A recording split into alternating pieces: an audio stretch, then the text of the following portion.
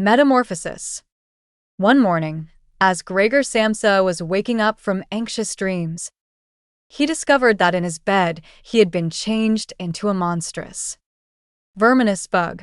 He lay on his armor-hard back and saw, as he lifted his head up a little, his brown, arched abdomen divided up into rigid, bow-like sections. His blanket perched high on this belly could hardly stay in place. It seemed about to slide off completely. His numerous legs, pitifully thin in comparison to the rest of his circumference, flickered helplessly before his eyes. "What's happened to me?" he thought. It was no dream. His room, a proper room for a human being, only somewhat too small, lay quietly between the four well-known walls. Above the table, on which an unpacked collection of sample cloth goods was spread out, Samsa was a traveling salesman, hung the picture which he had cut out of an illustrated magazine a little while ago and set in a pretty gilt frame. It was a picture of a woman with a fur hat and a fur boa. She sat erect, lifting up in the direction of the viewer a solid fur muff into which her entire forearm had disappeared. Gregor's glance then turned to the window. The dreary weather. You could hear the raindrops falling on the metal window ledge. Made him quite melancholy. Why don't I keep sleeping for a little while longer and forget all this foolishness, he thought.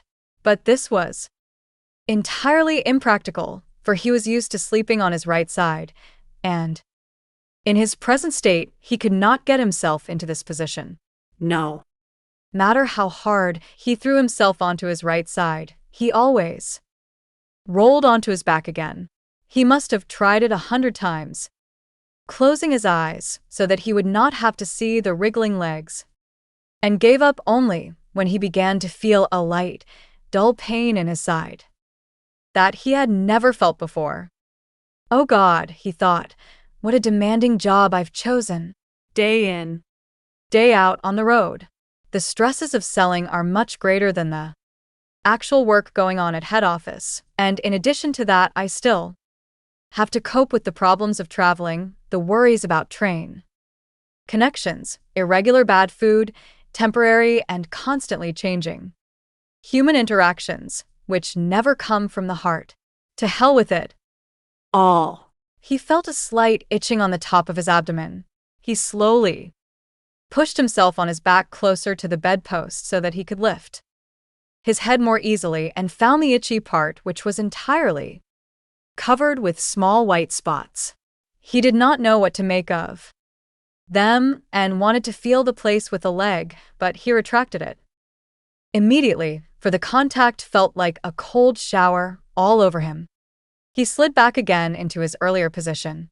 This getting up early, he thought, makes a man quite idiotic. A man must have his sleep. Other traveling salesmen live like harem women. For instance, when I come back to the inn during the course of the morning to write up the necessary orders, these gentlemen are just sitting down to breakfast. If I were to try that with my boss, I'd be fired on the spot. Still, who knows whether that mightn't be really good for me. If it weren't for my parents' sake, I'd have quit ages ago. I would have gone to the boss and told him just what I think from the bottom of my heart. He would have fallen right off his desk. How weird it is for him to sit up at that desk talking down to the employee from way up there, and even more weird because the boss has trouble hearing, so the employee has to step up quite close to him. Anyway, I haven't completely given up that hope yet. Once I've got together the money to pay off my parents' debt to him, that should take another 5 or 6 years, I'll do it for sure. Then I'll make my big break. In any case, right now I have to get up. My train leaves at 5 o'clock. He looked over at the alarm clock ticking away on the chest of drawers. Good God, he thought. It was 6:30 and the hands were going quietly on. It was even past the half hour, already nearly 1:45. Could the alarm have failed to ring? You could see from the bed that it was properly set for 4 o'clock. Certainly it had rung. Yes, but was it possible to sleep peacefully through that noise which made the furniture shake? Now, it is true, he had not slept peacefully. But evidently, he had slept all the more deeply. Still, what should he do now? The next train left at 7 o'clock. To catch that one, he would have to go in a mad rush. The case of samples was not packed up yet, and he really did not feel particularly bright and lively. And even if he caught the train, there was no avoiding a blow-up with the boss. The firm's errand boy would have waited for the 5 o'clock train and reported the news of his absence long ago. He was the boss's minion, without backbone or intelligence. Well then, what if he reported in sick? But that would be extremely embarrassing and suspicious, because during his 5 years' service, Gregor had not been sick even once. The boss would certainly come with the doctor from the health insurance company and would reproach his parents for their lazy son and cut short all objections by asking for the insurance. Doctor's comments. For this doctor, everyone was completely healthy, but really lazy about work. And besides, would the doctor in this case be totally wrong? Apart from a really excessive drowsiness after the long sleep, Gregor in fact felt quite well and even had a really strong appetite. As he was thinking all this over in the greatest haste, without being able to make the decision to get out of bed, the alarm clock was indicating exactly 7:15. There was a cautious knock on the door by the head of the bed. Gregor, a voice called. It was his mother. It's 7:15. Don't you want to be on your way? That soft voice. Gregor was startled when he heard his own voice answering.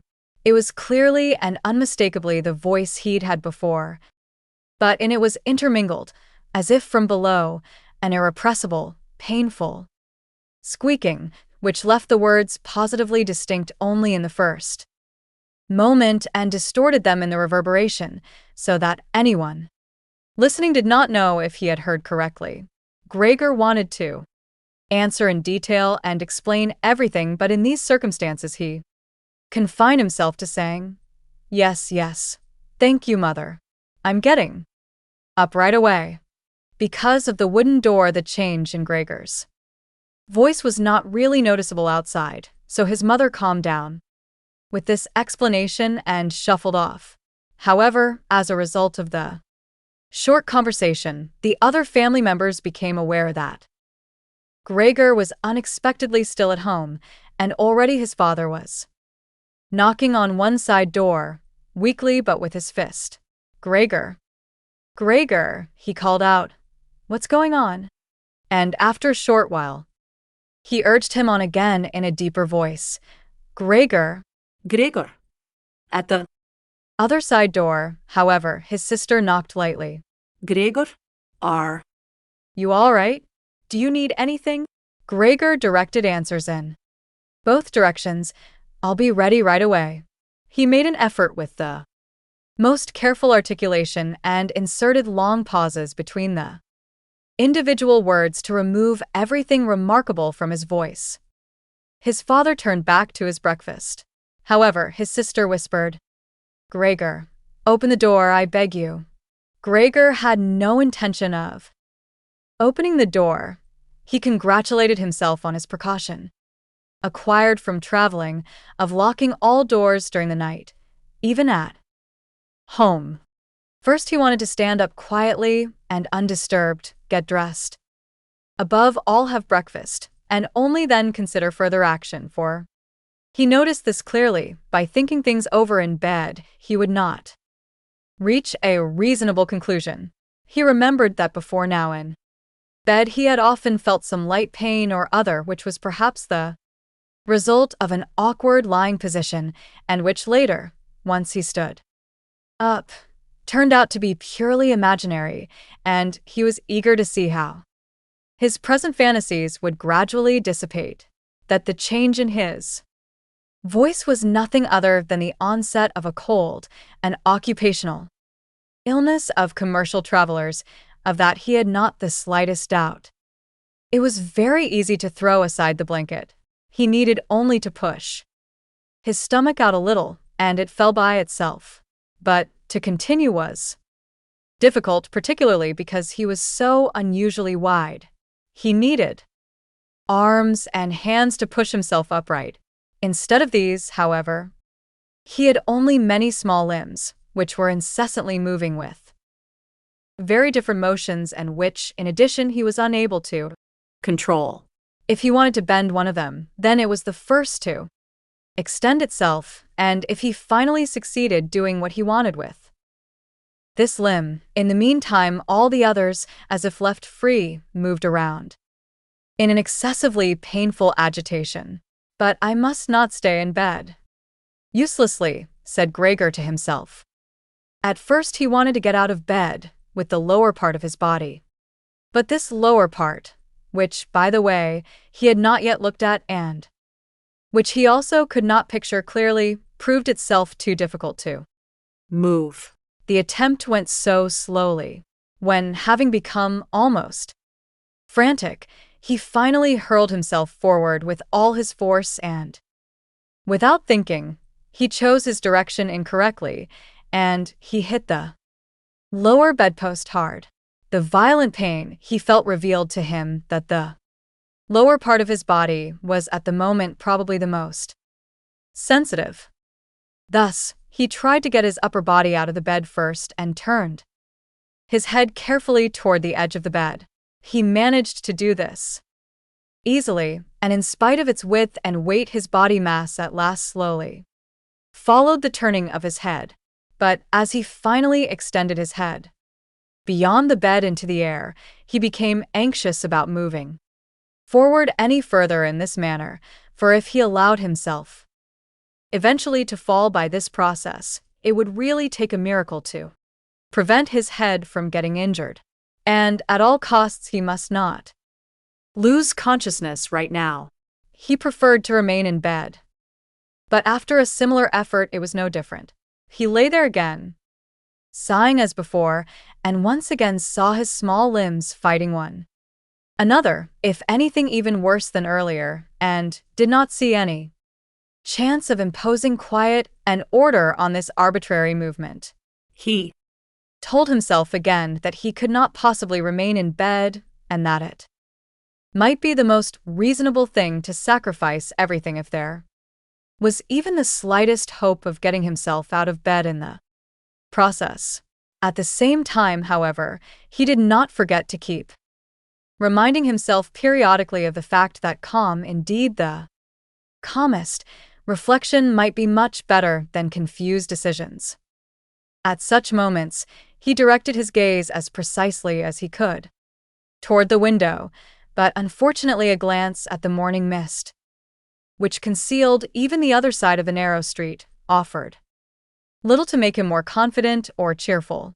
It's already 7 o'clock, he told himself at the latest sounds from the alarm clock. Already 7 o'clock, and still such a fog. And for a little while longer he lay quietly with weak breathing, as if perhaps waiting for normal and natural conditions to re-emerge out of the complete stillness. But then he said to himself, before it strikes 7:15, whatever happens, I must be completely out of bed. Besides, by then, someone from the office will arrive to inquire about me, because the office will open before 7 o'clock. And he made an effort then to rock his entire body length out of the bed with a uniform motion. If he let himself fall out of the bed in this way, his head, which in the course of the fall he intended to lift up sharply, would probably remain uninjured. His back seemed to be hard. Nothing would really happen to that as a result of the fall onto the carpet. His greatest reservation was a worry about the loud noise which the fall must create and which presumably would arouse, if not fright, then at least concern on the other side of all the doors. Nevertheless, he had to take that chance. As Gregor was already in the process of lifting himself half out of bed, the new method was more of a game than an effort he needed. Only to rock with a series of jerks, it struck him how easy all this would be if someone were to come to his aid. Two strong people. He thought of his father, and the servant girl would have been quite sufficient.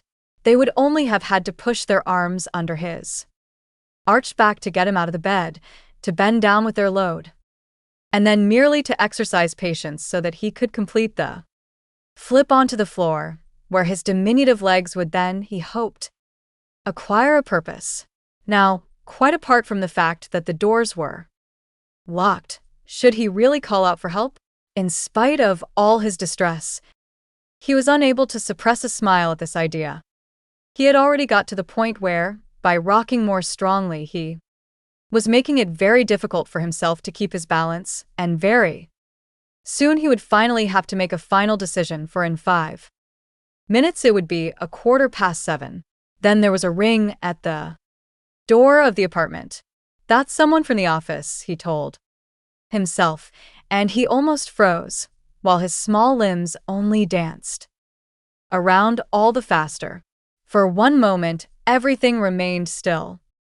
"They aren't opening the door," Gregor said to himself, caught up in some absurd hope.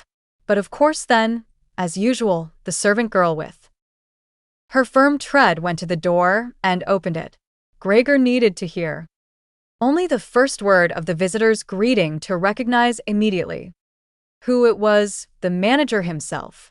Why was Gregor the only one condemned to work in a firm where the slightest lapse would attract the greatest suspicion? Were all the employees collectively, one and all, scoundrels? Among them was there then no truly devoted person who, if he failed to use just a couple of hours in the morning for office work, would become abnormal from pangs of conscience and really be in no state to get out of bed? Would it not have been enough to let an apprentice make inquiries if such questioning was even necessary? Must the manager himself come, and in the process, must it be demonstrated to the entire innocent family that the investigation of this suspicious circumstance could be entrusted only to the intelligence of the manager?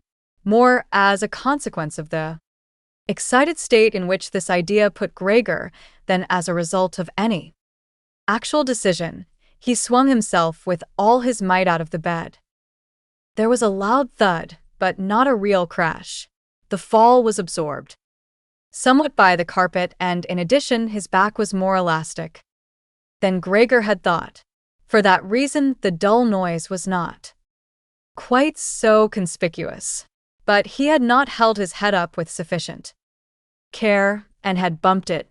He turned his head, irritated and in pain, and rubbed it on the carpet.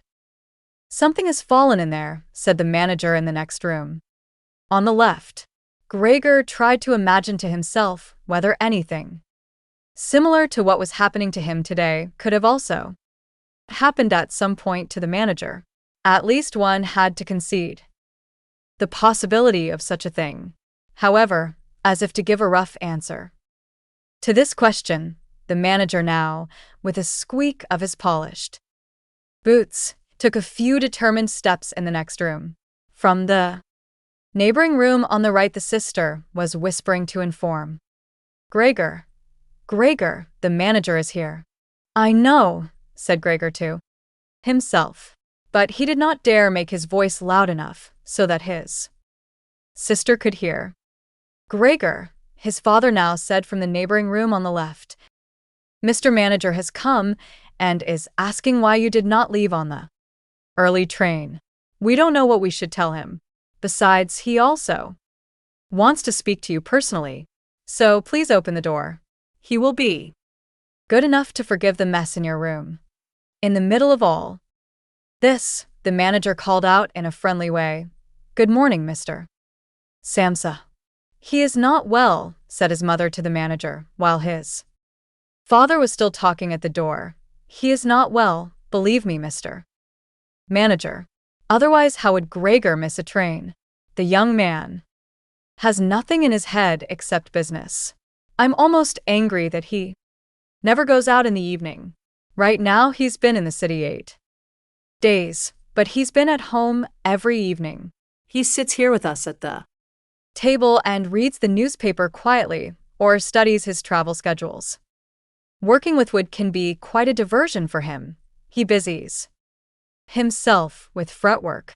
For instance, he cut out a small frame over the course of 2 or 3 evenings. You'd be amazed how pretty it is. It's hanging right inside the room. You'll see it immediately, as soon as Gregor opens the door. Anyway, I'm happy that you're here, Mr. Manager. By ourselves, we would never have made Gregor open the door. He's so stubborn, and he's certainly not well, although he denied that this morning. I'm coming right away, said Gregor, slowly and deliberately without moving so as not to lose one word of the conversation. My dear lady, I cannot explain it to myself in any other way, said the manager. I hope it is nothing serious. On the other hand, I must also say that we business people, luckily or unluckily, however one looks at it, very often simply have to overcome a slight indisposition for business reasons. So, can Mr. Manager come in to see you now? Asked his father impatiently, and knocked once again on the door. No, said Gregor. in the Neighboring room on the left, an awkward stillness descended. In the neighboring room on the right, the sister began to sob. Why did his sister not go to the others? She had probably just got up out of bed now and had not even started to get dressed yet. Then Why was she crying? Because he was not getting up and letting the manager in, because he was in danger of losing his position, and because then his boss would badger his parents once again with the old demands? Those were probably unnecessary worries right now.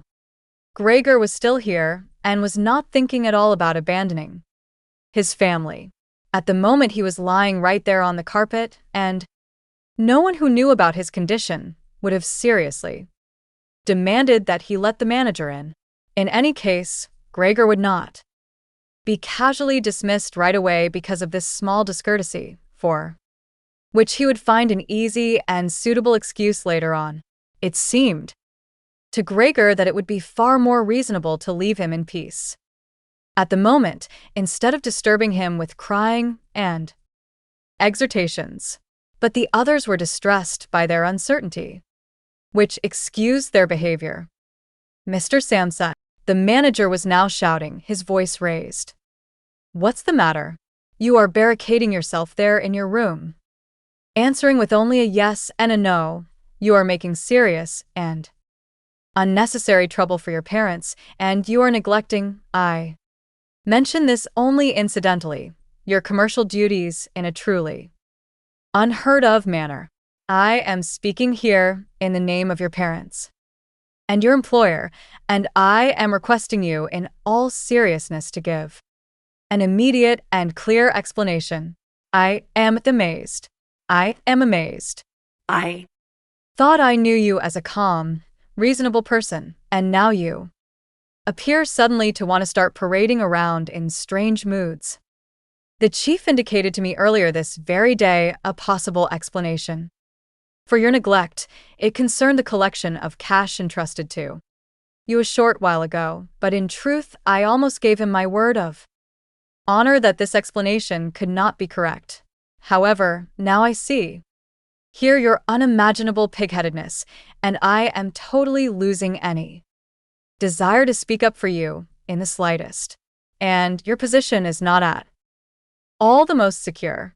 Originally, I intended to mention all this to you privately, but since you are letting me waste my time here uselessly, I don't know why the matter shouldn't come to the attention of your parents as well. Your productivity has been very unsatisfactory recently. Of course, it's not the time of year to produce exceptional sales, we recognize that, but a time of year for producing no sales. There is no such thing at all, Mr. Samsa, and such a thing must not be permitted. But Mr. Manager, called Gregor, beside himself and in his agitation, forgetting everything else. I'm opening the door. Immediately, this very moment, a slight indisposition, a dizzy spell, has prevented me from getting up. I'm still lying in bed right now, but I'm quite refreshed once again. I'm in the midst of getting out of bed. just of patience for a short moment. Things are not yet going As well as I thought, but things are all right with me.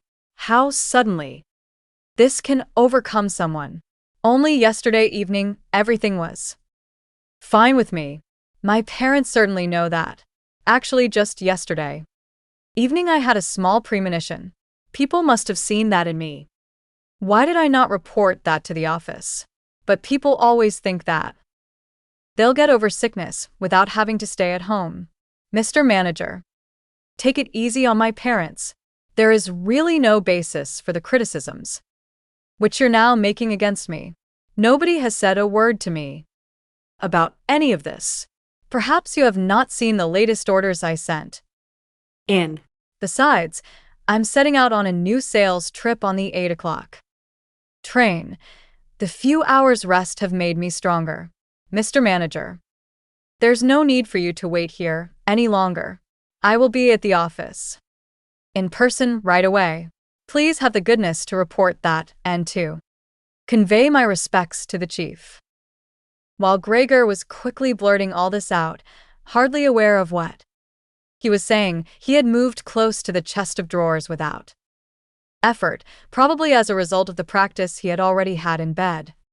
And now he was trying to raise himself up on it. Actually, he wanted to open the door. He really wanted to let himself be seen and to speak with the manager. He was keen to see what the others who had been asking about him just now would say when they saw him.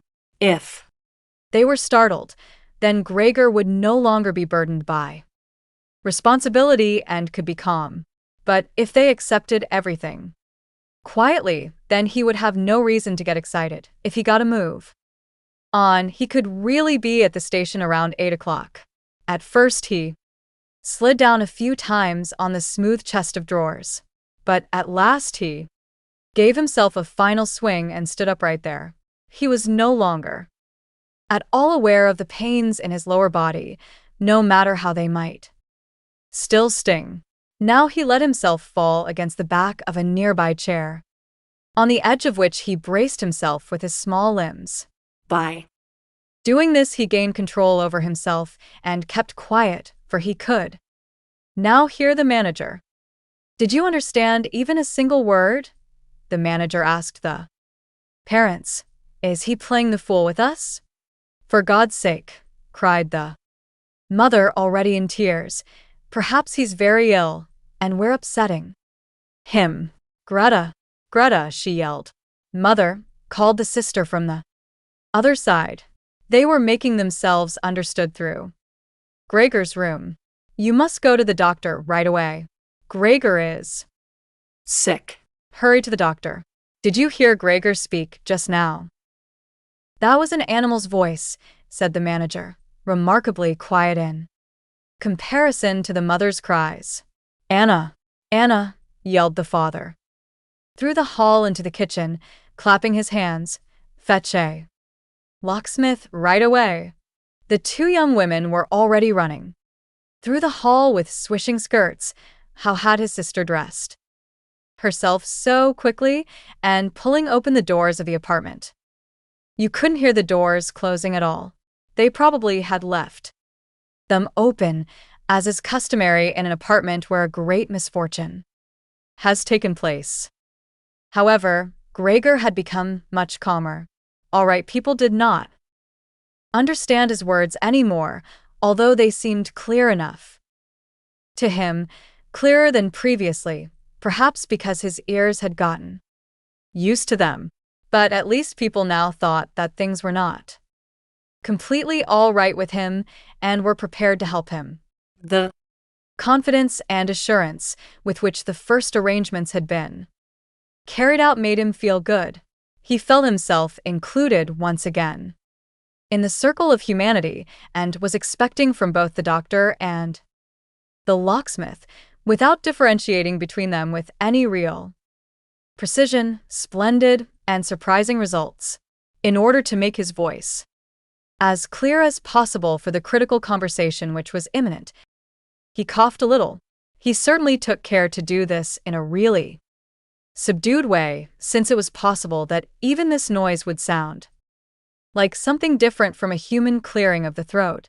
He no longer trusted his judgment. Meanwhile, in the next room it had become very quiet.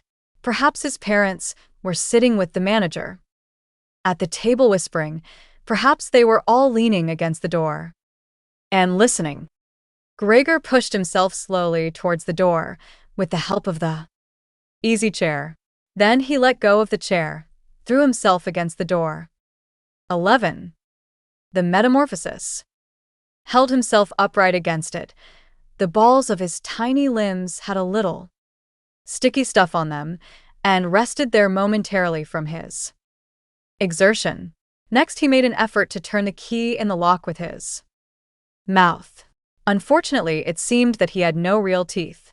How then was he to grab hold of the key? But to make up for that, his jaws were naturally very strong. With their help, he managed to get the key actually moving. He did not notice that he was obviously inflicting some damage on himself. A brown fluid was coming out of his mouth, flowing over the key and dripping onto the floor. "Just listen," said the manager in the next room. "He's turning the key." For Gregor, that was a great encouragement, but they should all have called out to him, including his father and mother. "Come on, Gregor," they should have shouted. "Keep going, keep working on the lock." Imagining that all his efforts were being followed with suspense, he bit down on the key unthinkingly with all the force he could muster. As the key turned more, he danced around the lock. Now he was holding himself upright only with his mouth, and he had to alternate as necessary between hanging onto the key and pressing it down again with the whole weight of his body. The quite distinct click of the lock as it finally snapped open really woke Gregor up. Breathing heavily, he said to himself, "So, I didn't need the locksmith." And he set his head against the door handle to open the door completely. Because he'd had to open the door in this way, it swung open really wide without him yet being visible. He first had to edge himself slowly around the door frame, very carefully, of course, if he did not want to fall awkwardly on his back right at the entrance into the room. He was still preoccupied with this difficult movement and had no time to pay attention to anything else when he heard the manager exclaim aloud, "Oh!" It sounded like the wind whistling, and now he saw him, nearest to the door, pressing his hand against his open mouth and moving slowly back, as if an invisible constant force were pushing him away. His mother, in spite of the presence of the manager, she was standing here with her hair sticking up on end still, a mess from the night, first looked at his father with her hands clasped, then went 2 steps towards Gregor and collapsed right in the middle of her skirts, which were spread out all around her. Her face sunk on her breast, completely concealed.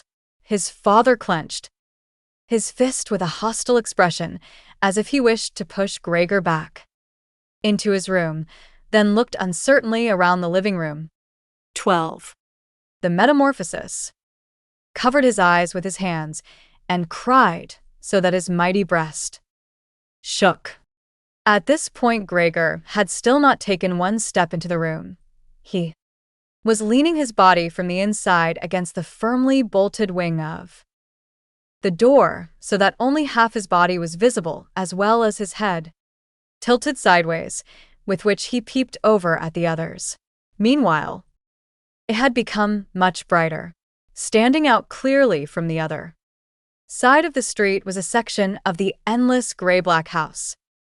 Situated opposite, it was a hospital with its severe regular windows breaking up the facade. The rain was still coming down, but only in Large individual drops visibly and firmly thrown down one by one. Onto the ground. Countless breakfast dishes were standing piled around on the table because for his father breakfast was the most important mealtime in the day, one which he prolonged for hours by reading various newspapers. Directly across on the opposite wall hung a photograph of Gregor from the time of his military service. It was a picture of him as a lieutenant, smiling and worry-free, with his hand on his sword. He demanded respect for his bearing and uniform. The door to the hall was ajar, and since the door to the apartment was also open, you could see out into the landing of the apartment and the start of the staircase going down. "Now," said Gregor, well aware that he was the only one who had kept his composure, "I'll get dressed right away, pack up the collection of samples and set off. You'll allow me to set out on my way, will you not? You see, Mr. Manager, I am not pig-headed and I am happy to work. Traveling is exhausting, but I couldn't live without it." "Where are you going, Mr. Manager? To the office? Really? Will you report everything truthfully? A person can be incapable of work momentarily, but that's precisely the best time to remember the earlier achievements and to consider that later, after the obstacles have been removed, the person will certainly work all the more diligently and intensely. I am really so indebted to Mr. Chief, you know that perfectly well. On the other hand, I am concerned about my parents and my sister. I'm in a fix, but I'll work myself out of it. Again, don't make things more difficult for me than they already are. Speak up on my behalf in the office. People don't like traveling. Salesman. I know that. People think they earn pots of money and thus lead a fine life. People never have any special reason to think through this judgment more clearly. But you, Mr. Manager, you have a better perspective on what's involved than other people, even I tell you in total confidence, a better perspective than Mr. Chief himself, who in his capacity as the employer may easily shade his decisions at the expense of an employee. You also know well enough that the traveling salesman who is outside the office almost the entire year can become so easily a victim of gossip, coincidences, and groundless complaints against which it's totally impossible for him to defend himself. For the most part, he doesn't hear about them at all. And if he does, it's only when he's at home and exhausted after finishing a trip. Then he gets to feel in his own body the nasty consequences, which can't be thoroughly traced back to their origins. Mr. Manager, don't leave without speaking a word indicating to me that you'll at least concede that I'm a little in the right." But at Gregor's first words, the manager had already turned away, and now he looked back with pursed lips at Gregor over his twitching shoulders.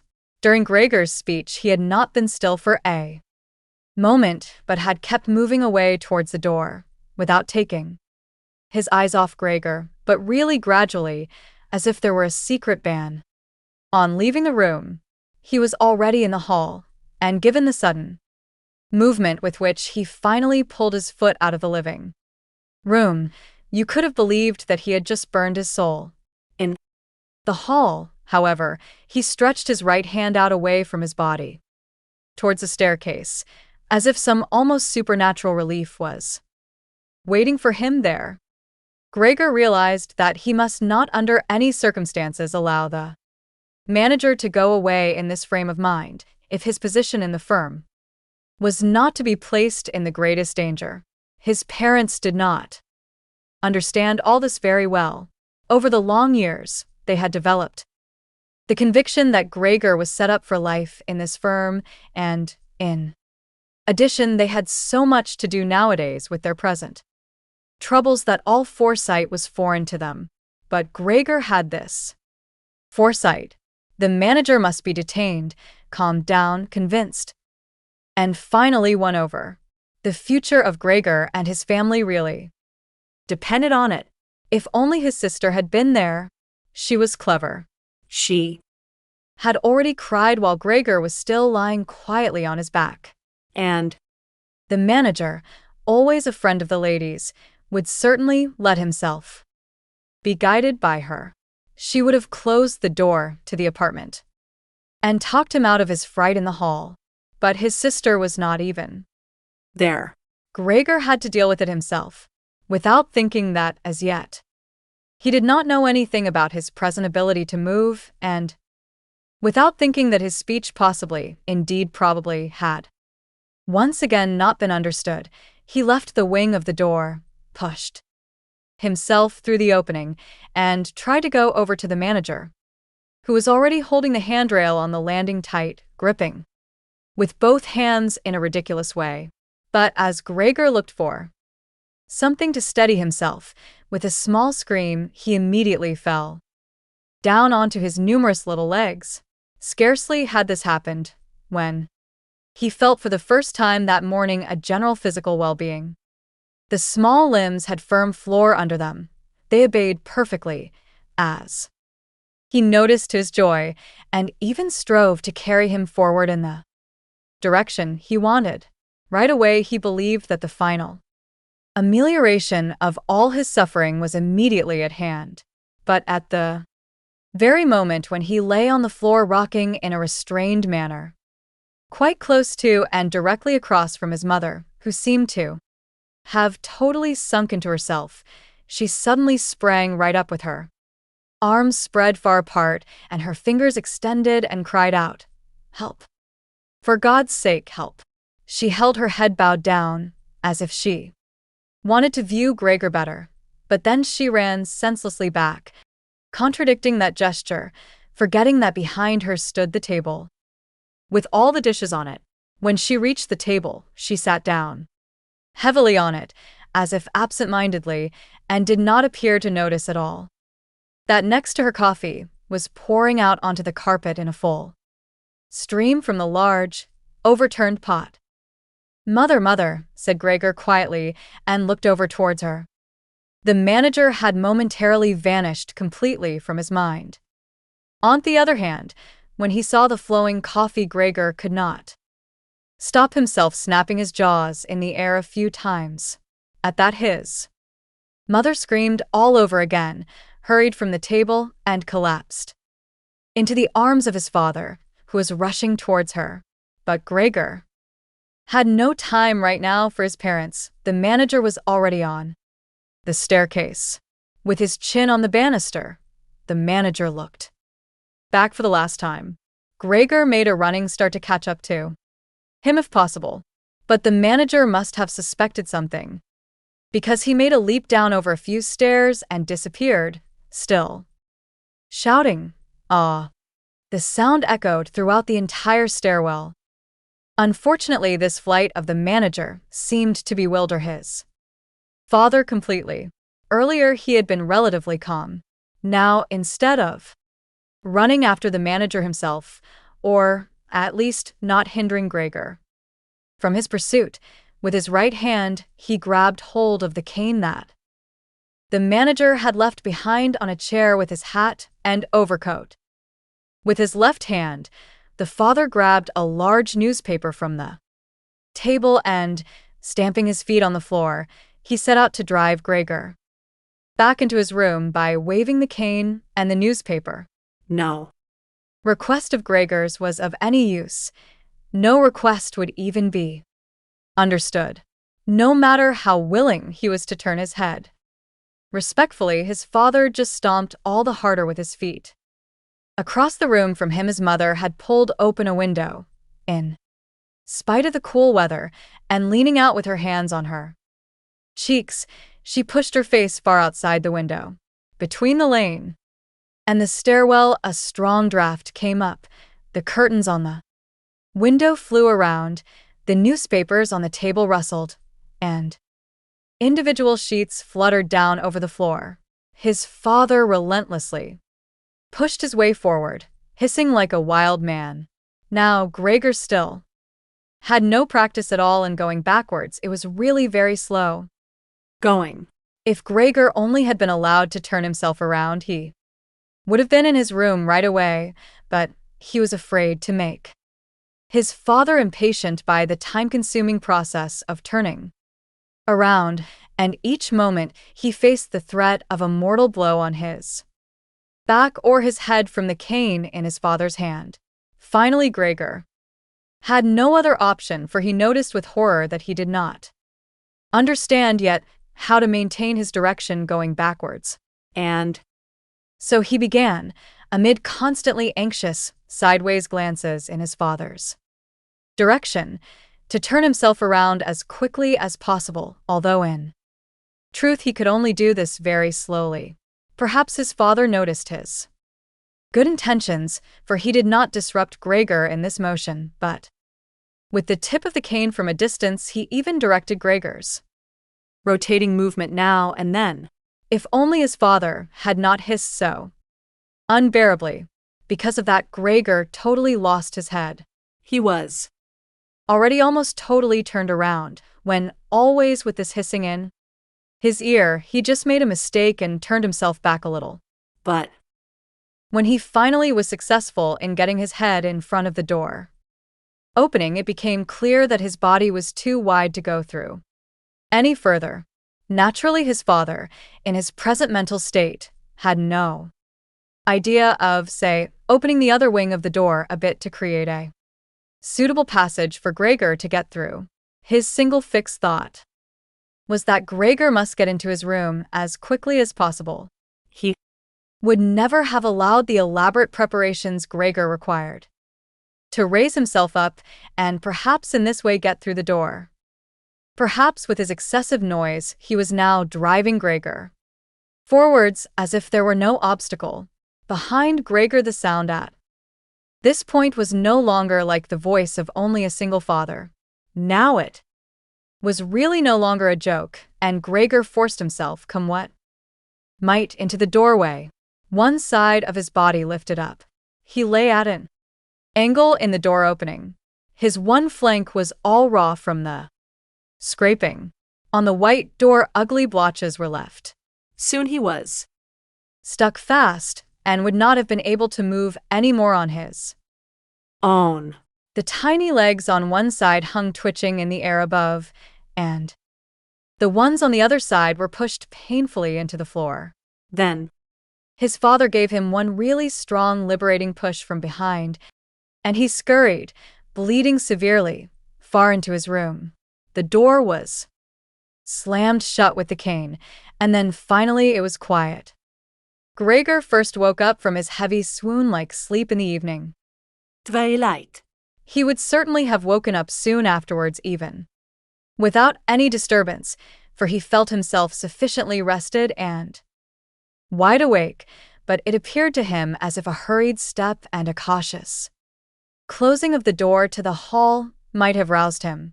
Light from the electric street lamps lay pale here and there on the ceiling of his room, and on the higher parts of the furniture, but down around Gregor it Was dark. He pushed himself slowly toward the door, still groping awkwardly with his feelers, which he now learned to value for the First time, to check what was happening. His left side seemed one single long, unpleasantly stretched scar, and he really had to hobble on his 2 rows of legs. In addition, one small leg had been seriously wounded in the course of the morning incident. It was almost a miracle that only one had been hurt and dragged lifelessly behind. By the door, he first noticed what had really lured him there. It was the smell of something to eat. A bowl stood there, filled with sweetened milk, in which swam tiny pieces of white bread. He almost laughed with joy, for he had an even greater hunger than in the morning, and he immediately dipped his head almost over his eyes down into the milk, but he soon drew it back again in disappointment, not just because it was difficult for him to eat on account of his delicate left side. He could eat only if his entire panting body worked in a coordinated way, but also because the milk, which had always been his favorite drink and which his sister had certainly placed there for that reason, did not appeal to him at all. He turned away from the bowl almost with aversion and crept back into the middle of the room.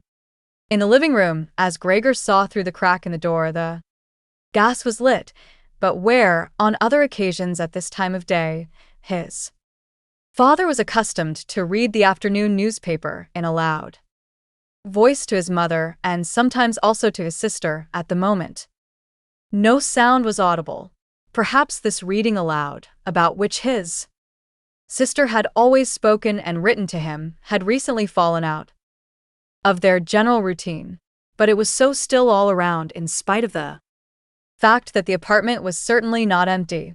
What a quiet life the family leads, said Gregor to himself, and, as he stared fixedly out in front of him into the darkness, he felt a great pride that he had been able to provide such a life for his parents and his sister in such a beautiful apartment. But how would things go if now all tranquility, all prosperity, all contentment should come to a horrible end? In order not to lose himself in such thoughts, Gregor preferred to set himself moving, so he crawled up and down in his room. Once during the long evening, one side door, and then the other door, were opened just a tiny crack and quickly closed again. Someone, presumably, had felt they needed to come in, but had then thought better of it. Gregor immediately took up a position by the living room door, determined to bring in the hesitant visitor somehow or other, or at least to find out who it might be. But now the door was not open anymore. Gregor waited in vain. Earlier, when the door had been barred, they had all wanted to come into him. Now, when he had opened one door, and when the others had obviously been open during the day, no one came anymore, and now the keys were stuck in the locks on the outside.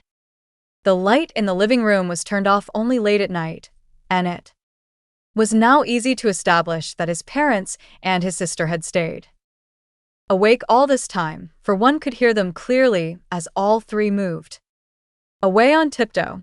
Now it was certain that no one would come into Gregor any more until the morning.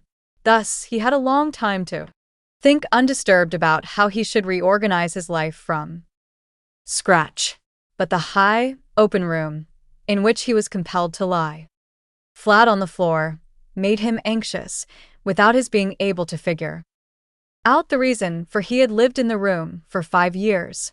With a half-unconscious turn, and not without a little shame, he scurried under the couch, where, in spite of the fact that his back was a little cramped and he could no longer lift up his head, he felt very comfortable right away, and was sorry only that his body was too wide to fit completely under the couch. There he remained the entire night, which he spent partly in a state of semi-sleep, out of which his hunger constantly woke him with a start, but partly in a state of worry and murky hopes, which all led to the conclusion that for the time being he would have to keep calm and, with patience and the greatest consideration for his family, tolerate the troubles which, in his present condition, he was now forced to cause them. Already early in the morning, it was still almost night, Gregor had an opportunity to test the power of the decisions he had just made. For his sister, almost fully dressed, opened the door from the hall into his room and looked eagerly inside. She did not find him immediately, but when she noticed him under the couch, God, he had to be somewhere or other, for he could hardly fly away. She got such a shock that, without being able to control herself, she slammed the door shut once again from the outside. However, as if she was sorry for her behavior, she immediately opened the door again and walked in on her tiptoes, as if she was in the presence of a serious invalid or a total stranger. Gregor had pushed his head forward just to the edge of the couch and was observing her. Would she really notice that he had left the milk standing, not indeed from any lack of hunger, and would she bring in something else to eat more suitable for him? If she did not do it on her own, he would sooner starve to death than call her attention to the fact, although he had a really powerful urge to dash out from under the couch, throw himself at his sister's feet, and beg her for something or other good to eat. But his sister noticed right away with astonishment that the bowl was still full, with only a little milk spilled around it. She picked it up immediately, not with her bare hands but with a rag, and took it out of the room. Gregor was extremely curious what she would bring as a substitute, and he pictured to himself very different ideas about it. But he never could have guessed what his sister, out of the goodness of her heart, in fact, did. To test his taste, she brought him an entire selection, all spread out on an old newspaper. There were old half-rotten vegetables, bones from the evening meal, covered with a white sauce which had almost solidified, some raisins and almonds, cheese which Gregor had declared inedible 2 days earlier, a slice of dry bread, a slice with butter, and a slice of salted bread smeared with butter. In addition to all this, she put down the bowl, probably designated once and for all as Gregor's, into which she had poured some water. And, out of her delicacy of feeling, since she knew that Gregor would not eat in front of her, she went away very quickly and even turned the key in the lock so that Gregor could now know that he might make himself as comfortable as he wished. Gregor's small limbs buzzed now that the time for eating had come. His wounds must, in any case, have already healed completely. He felt no handicap on that score. he was Astonished at that, and thought about how more than a month ago he had cut his finger very slightly with a knife, and this wound had still hurt the day before yesterday. Am I now going to be less sensitive? He thought, already sucking greedily on the cheese, which had strongly attracted him right away, more than all the other foods. Quickly, and with his eyes watering with satisfaction, he ate one after the other, the cheese, the vegetables, and the sauce. The fresh food, by contrast, did not taste good to him. He could not even bear the smell, and carried the things he wanted to eat a little distance away. by The time his sister slowly turned the key as a sign that he should withdraw, he was long finished with everything and now lay lazily in the same spot. The noise immediately startled him, in spite of the fact that he was already almost asleep, and he scurried back again under the couch. But it cost him great self-control to remain under the couch, even for the short time his sister was in the room, because his body had filled out somewhat on account of the rich meal, and in the narrow space there he could scarcely breathe. In the midst of minor attacks of asphyxiation, he looked at her with somewhat protruding eyes, as his unsuspecting sister swept up with a broom, not just the remnants, but even the foods which Gregor had not touched at all, as if these were also now useless, and as she dumped everything quickly into a bucket, which she closed with a wooden lid, and then carried all of it out of the room. She had hardly turned around before Gregor had already dragged himself out from under the couch, stretched out, and let his body expand. In this way Gregor now got his food every day, once in the morning, when his parents and the servant girl were still asleep, and a second time after the common noon meal, for his parents were asleep then. For a little while, and the servant girl was sent off by his sister on some errand or other. They certainly would not have wanted Gregor to starve to death, but perhaps they could not have endured finding out what he ate, other than by hearsay. Perhaps his sister also wanted to spare them what was possibly only a small grief, for they were really suffering quite enough already. What sorts of excuses people had used on that first morning to get the doctor and the locksmith out of the house again, Gregor was completely unable to ascertain, since they could not understand him. No one, Not even his sister had imagined that he might be able to understand others, and thus when his sister was in his room, he had to be content with listening now and then to her sighs and invocations to the saints. Only later, when she had grown somewhat accustomed to everything, naturally there could never be any talk of her growing completely accustomed to it. Gregor sometimes caught a comment which was intended to be friendly or could be interpreted as such. "Well, today it tasted good to him," she said, if Gregor had really cleaned up what he had to eat, whereas in the reverse situation, which gradually repeated itself more and more frequently, she used to say almost sadly, "Now everything has been left again." But while Gregor could get no new information directly, he did hear a good deal from the room next door, and as soon as he heard voices, he scurried over right away to whichever door it was and pressed his entire body against it. In the early days especially, there was no conversation which was not concerned with him in some way or other, even if only surreptitiously. For 2 days at all meal times, discussions could be heard of how they should now conduct themselves. They also talked about the same subject in the times between meals, for there were always at least 2 family members at home, since no one really wanted to remain in the house alone, and people could not under any circumstances leave the apartment completely empty. In addition, on the very first day, the servant girl, it was not completely clear what and how much she knew about what had happened, on her knees had begged his mother to let her go immediately. When she said goodbye about 15 minutes later, she thanked them for the dismissal with tears in her eyes, as if she was receiving the greatest favor which people had ever shown her there.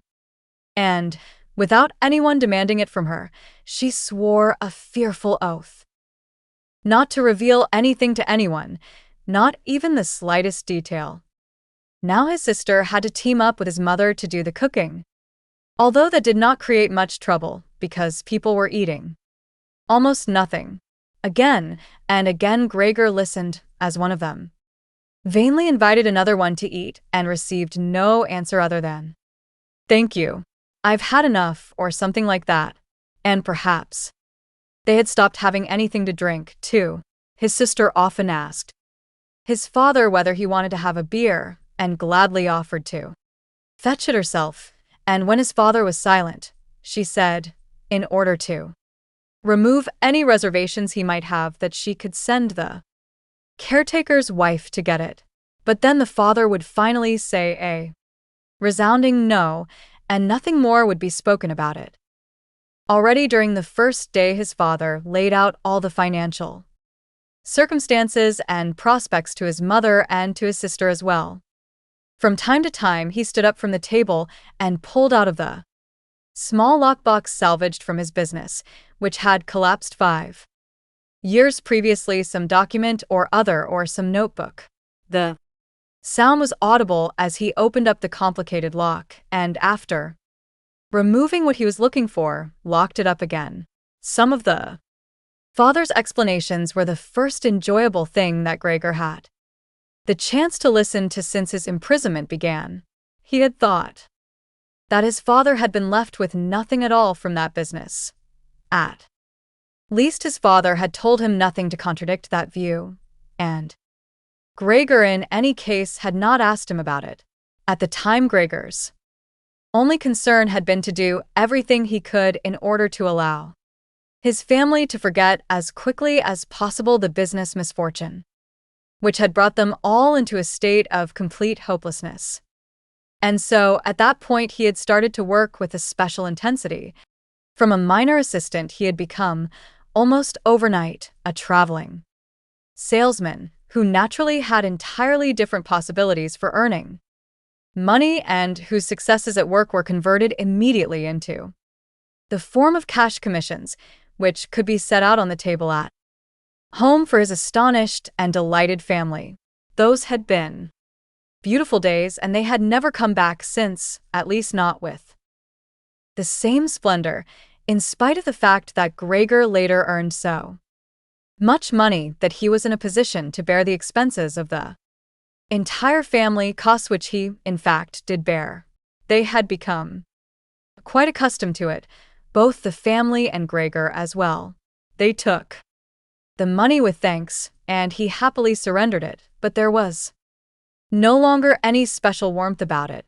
Only his sister had remained still close to Gregor, and it was his secret plan to send her next year to the conservatory, regardless of the great expense which that necessarily involved, and which would be made up in other ways. In contrast to Gregor, she loved music very much and knew how to play the violin charmingly. Now and then during Gregor's short stays in the city, the conservatory was mentioned in conversations with his sister, but always merely as a beautiful dream, whose realization was unimaginable. Their parents never listened to these innocent expectations with pleasure, but Gregor thought about them with scrupulous consideration and intended to announce his proposal solemnly on Christmas Eve. In his present situation, such completely futile ideas would go through his head while he pushed himself right up against the door and listened. Sometimes, in his general exhaustion, he could not listen any more and let his head bang listlessly against the door, but he immediately pulled himself together once more, for even the small sound which he made by this motion would be heard nearby, and silence everyone. "There he goes on again," his father would say after a while, clearly turning towards the door, and only then would the interrupted conversation gradually be resumed again.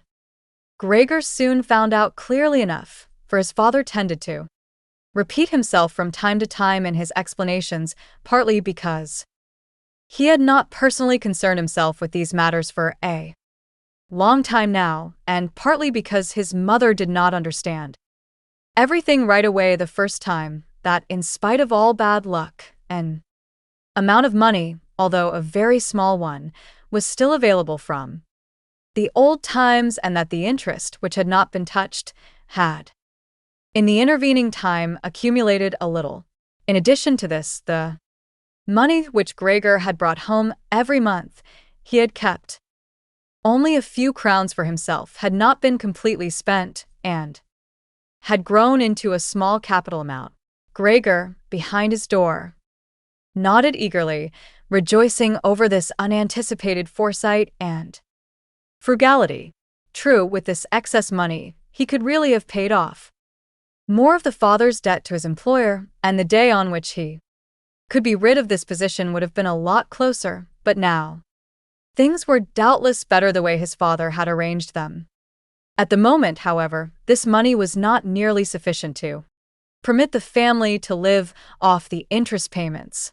Perhaps the savings would be enough to maintain the family for 1, or at most 2 years, that was all. Thus it only really added up to an amount that one should not draw upon, and that should be set aside for an emergency. They had to earn money to live on. Now, it's true his father was indeed a healthy man, but he was old and had not worked for 5 years, and thus could not be counted on for very much. He had in these 5 years, the first holidays of his laborious but unsuccessful life, put on a good deal of fat, and thus had become really heavy. And should his old mother now be expected to work for money? A woman who suffered from asthma, for whom wandering through the apartment was even now a great strain, and who spent every second day on the sofa by the open window, having trouble with her breathing?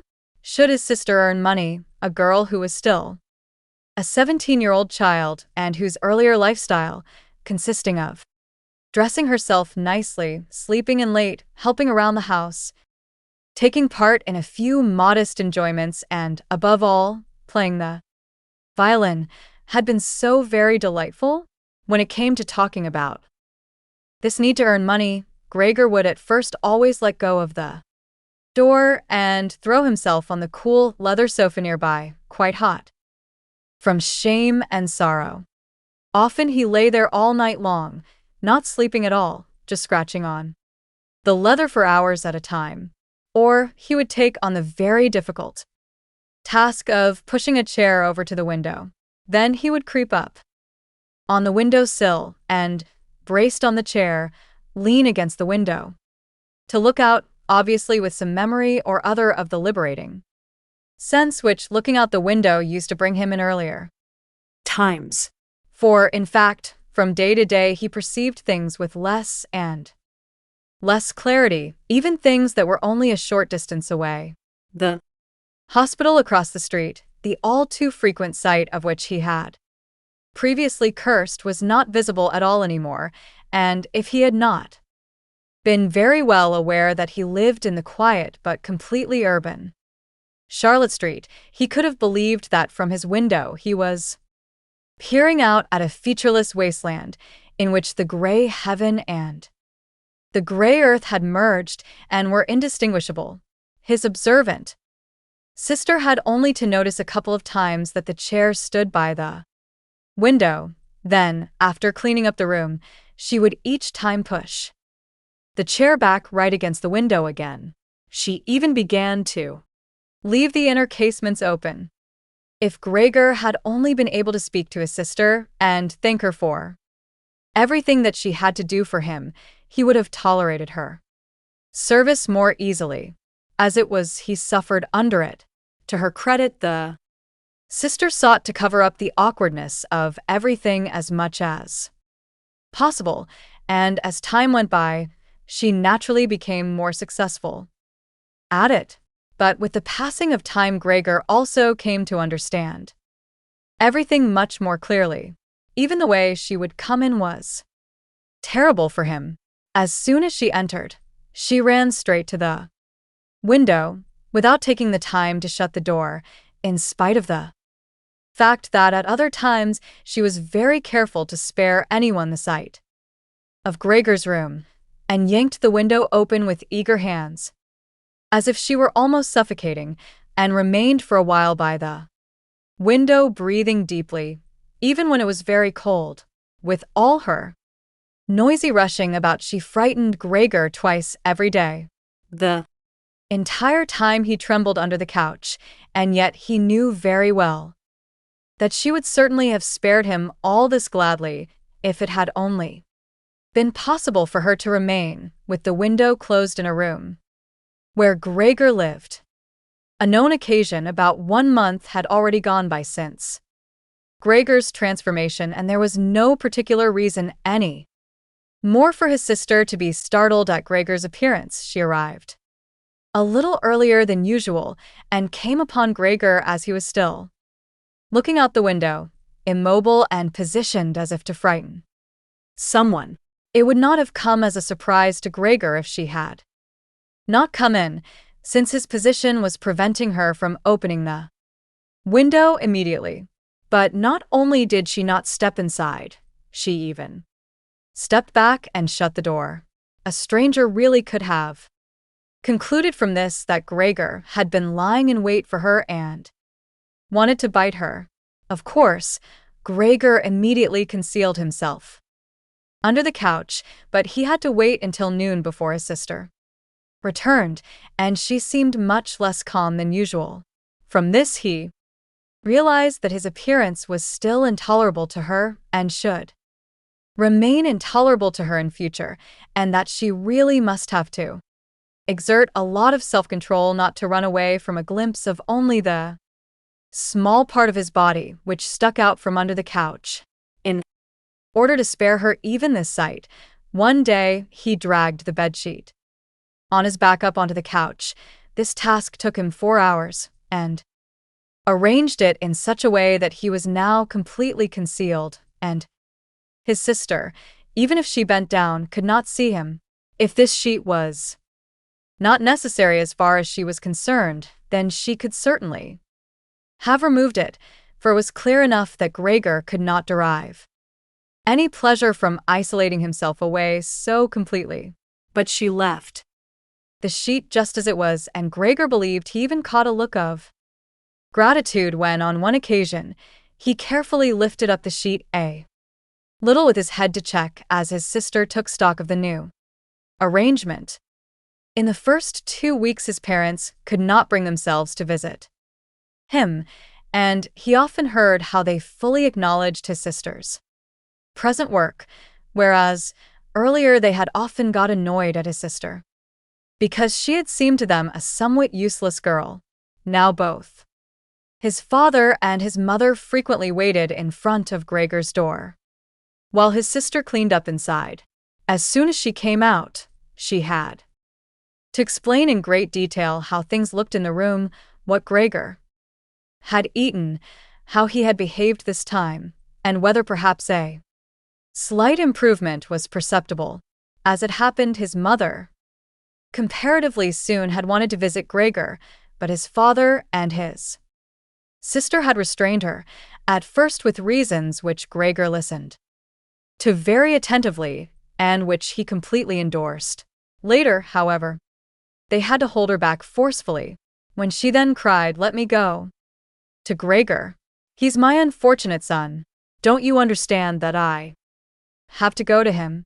Gregor then thought that perhaps it would be a good thing if his mother came in, not every day, of course, but maybe once a week.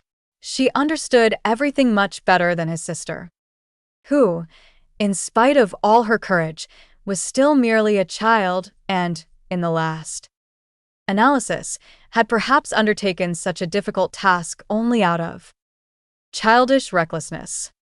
Gregor's wish to see his mother was soon realized, while during the day Gregor, out of consideration for his parents, did not want to show himself by the window. He could not crawl around very much on the few square meters of the floor. He found it difficult to bear lying quietly during the night, and soon eating no longer gave him the slightest pleasure. So for diversion, he acquired the habit of crawling back and forth across the walls and ceiling. He was especially fond of hanging from the ceiling. The experience was quite different from lying on the floor. It was easier to breathe. A slight vibration went through his body, and in the midst of the almost happy amusement which Gregor found up there, it could happen that, to his own surprise, he let go and hit the floor. However, now he naturally controlled his body quite differently than before, and he did not injure himself in such a great fall. Now his sister noticed immediately the new amusement which Gregor had found for himself, for as he crept around he left behind here and there traces of his sticky stuff. And so she got the idea of making the area where Gregor could creep around as large as possible, and thus of removing the furniture which got in the way, especially the chest of drawers and the writing desk. But she was in no position to do this by herself. She did not dare to ask her father to help, and the servant girl would certainly not have assisted her, for although this girl, about 16 years old, had courageously remained since the dismissal of the previous cook, she had begged for the privilege of being allowed to stay permanently confined to the kitchen and of having to open the door only in answer to a special summons. Thus, his sister had no other choice but to involve his mother, choosing a time when his father was absent. His mother approached Gregor's room with cries of excited joy, but she fell silent at the door. Of course, his sister first checked whether everything in the room was in order. Only then did she let his mother enter. Gregor had, with the greatest haste, drawn the sheet down even further and wrinkled it more. The whole thing really looked just like a coverlet thrown carelessly over the couch. On this occasion, Gregor also held back from spying out from under the sheet. For now he refrained from looking at his mother, and was merely happy that she had now come. "Come on. "You can't see him," said his sister, and evidently led his mother by the hand. Now." Gregor listened as these two weak women shifted the heavy old chest of drawers from its position. His sister constantly took on herself the greatest part of the work, without listening to the warnings of his mother, who was afraid that she would strain herself. The work lasted a very long time. After about a quarter of an hour had already gone by, his mother said it would be better if they left the chest of drawers where it was, because in the first place it was too heavy. They would not be finished before his father's arrival, and leaving the chest of drawers in the middle of the room would block all Gregor's pathways. But in the second place, they could not be at all certain that Gregor would be pleased with the removal of the furniture. To Gregor's mother, the reverse seemed likely to be true. The sight of the empty walls pierced her right to the heart, and why should Gregor not feel the same? He had been accustomed to the room furnishings for a long time, and without them would feel himself abandoned in an empty room. And is it not the case? His mother concluded very quietly, almost whispering, as if she wished to prevent Gregor, whose exact location she really did not know, from hearing even the sound of her voice, for she was convinced that he did not understand her words. And isn't it a fact that by removing the furniture we'd be showing that we were giving up all hope of an improvement and leaving him to his own resources without any consideration? I think it would be best if we tried to keep the room exactly in the condition it was in before, so that, when Gregor returns to us, he finds everything unchanged and can forget the intervening time all the more easily. As he heard his mother's words, Gregor realized that the lack of all immediate human contact, together with the monotonous life surrounded by the family over the course of these 2 months, must have confused his understanding, because otherwise he could not explain to himself how he, in all seriousness, could have been so keen to have his room emptied. Was he really eager to let the warm room, comfortably furnished with pieces he had inherited, be turned into a cavern in which he would, of course, then be able to crawl about in all directions without disturbance, but at the same time with a quick and complete forgetting of his human past as well? Was he then at this point already on the verge of forgetting, and was it only the voice of his mother, which he had not heard for a long time, that had aroused him? Nothing was to be removed, everything must remain. In his condition, he could not function without the beneficial influences of his furniture. And if the furniture prevented him from carrying out his senseless crawling about all over the place, then there was no harm in that, but rather a great benefit. But his sister unfortunately thought otherwise. She had grown accustomed, certainly not without justification, to acting as a special expert when discussing matters concerning Gregor with their parents. And so now the mother's advice was for his sister sufficient reason to insist on the removal, not only of the chest of drawers and the writing desk, which were the only items she had thought about at first, but also of all the rest of the furniture, with the exception of the indispensable couch. Of course, it was not only childish defiance and her recent, very unexpected and hard-won self-confidence which led her to this demand. She had also actually observed that Gregor needed a great deal of room to creep about. The furniture, on the other hand, as far as one could see, was not the slightest use. But perhaps the enthusiastic sensibility of young women of her age also played a role. This feeling sought release at every opportunity, and with it Greta now felt tempted by the desire to make Gregor's situation even more terrifying, so that then she would be able to do even more for him than she had up to now. For surely no one except Greta would ever trust themselves to enter a room in which Gregor ruled the empty walls all by himself. And so she did not let herself be dissuaded from her decision by her mother, who in her sheer agitation seemed uncertain of herself in the room as it was. She soon fell quiet and helped his sister with all the energy she could muster to get the chest of drawers out of the room. Now, Gregor could still do without the chest of drawers if need be. But the writing desk really had to stay, and scarcely had the women left the room with the chest of drawers, groaning as they pushed it. When Gregor stuck his head out from under the sofa to see how he could intervene, cautiously and with as much consideration as possible. But unfortunately, it was his mother who came back into the room first. Greta had her arms wrapped around the chest of drawers in the next room and was rocking it back and forth by herself, of course, without moving it from its position. But his mother was not used to the sight of Gregor. Just seeing him could have made her ill. And so, frightened, Gregor scurried backwards right to the other end of the sofa. However, he could no longer prevent the front of the sheet from moving a little. That was enough to catch his mother's attention. She came to a halt, stood still for a moment, and then went back to Greta.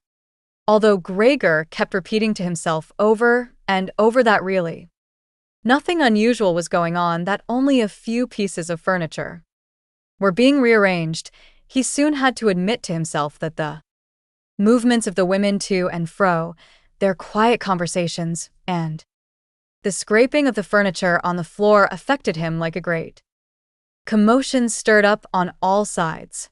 He was pulling in his head and legs and pressing his body into the floor so firmly that he had to tell himself unequivocally he would not be able to endure all this much longer. They were cleaning out his room, taking away from him everything he cherished.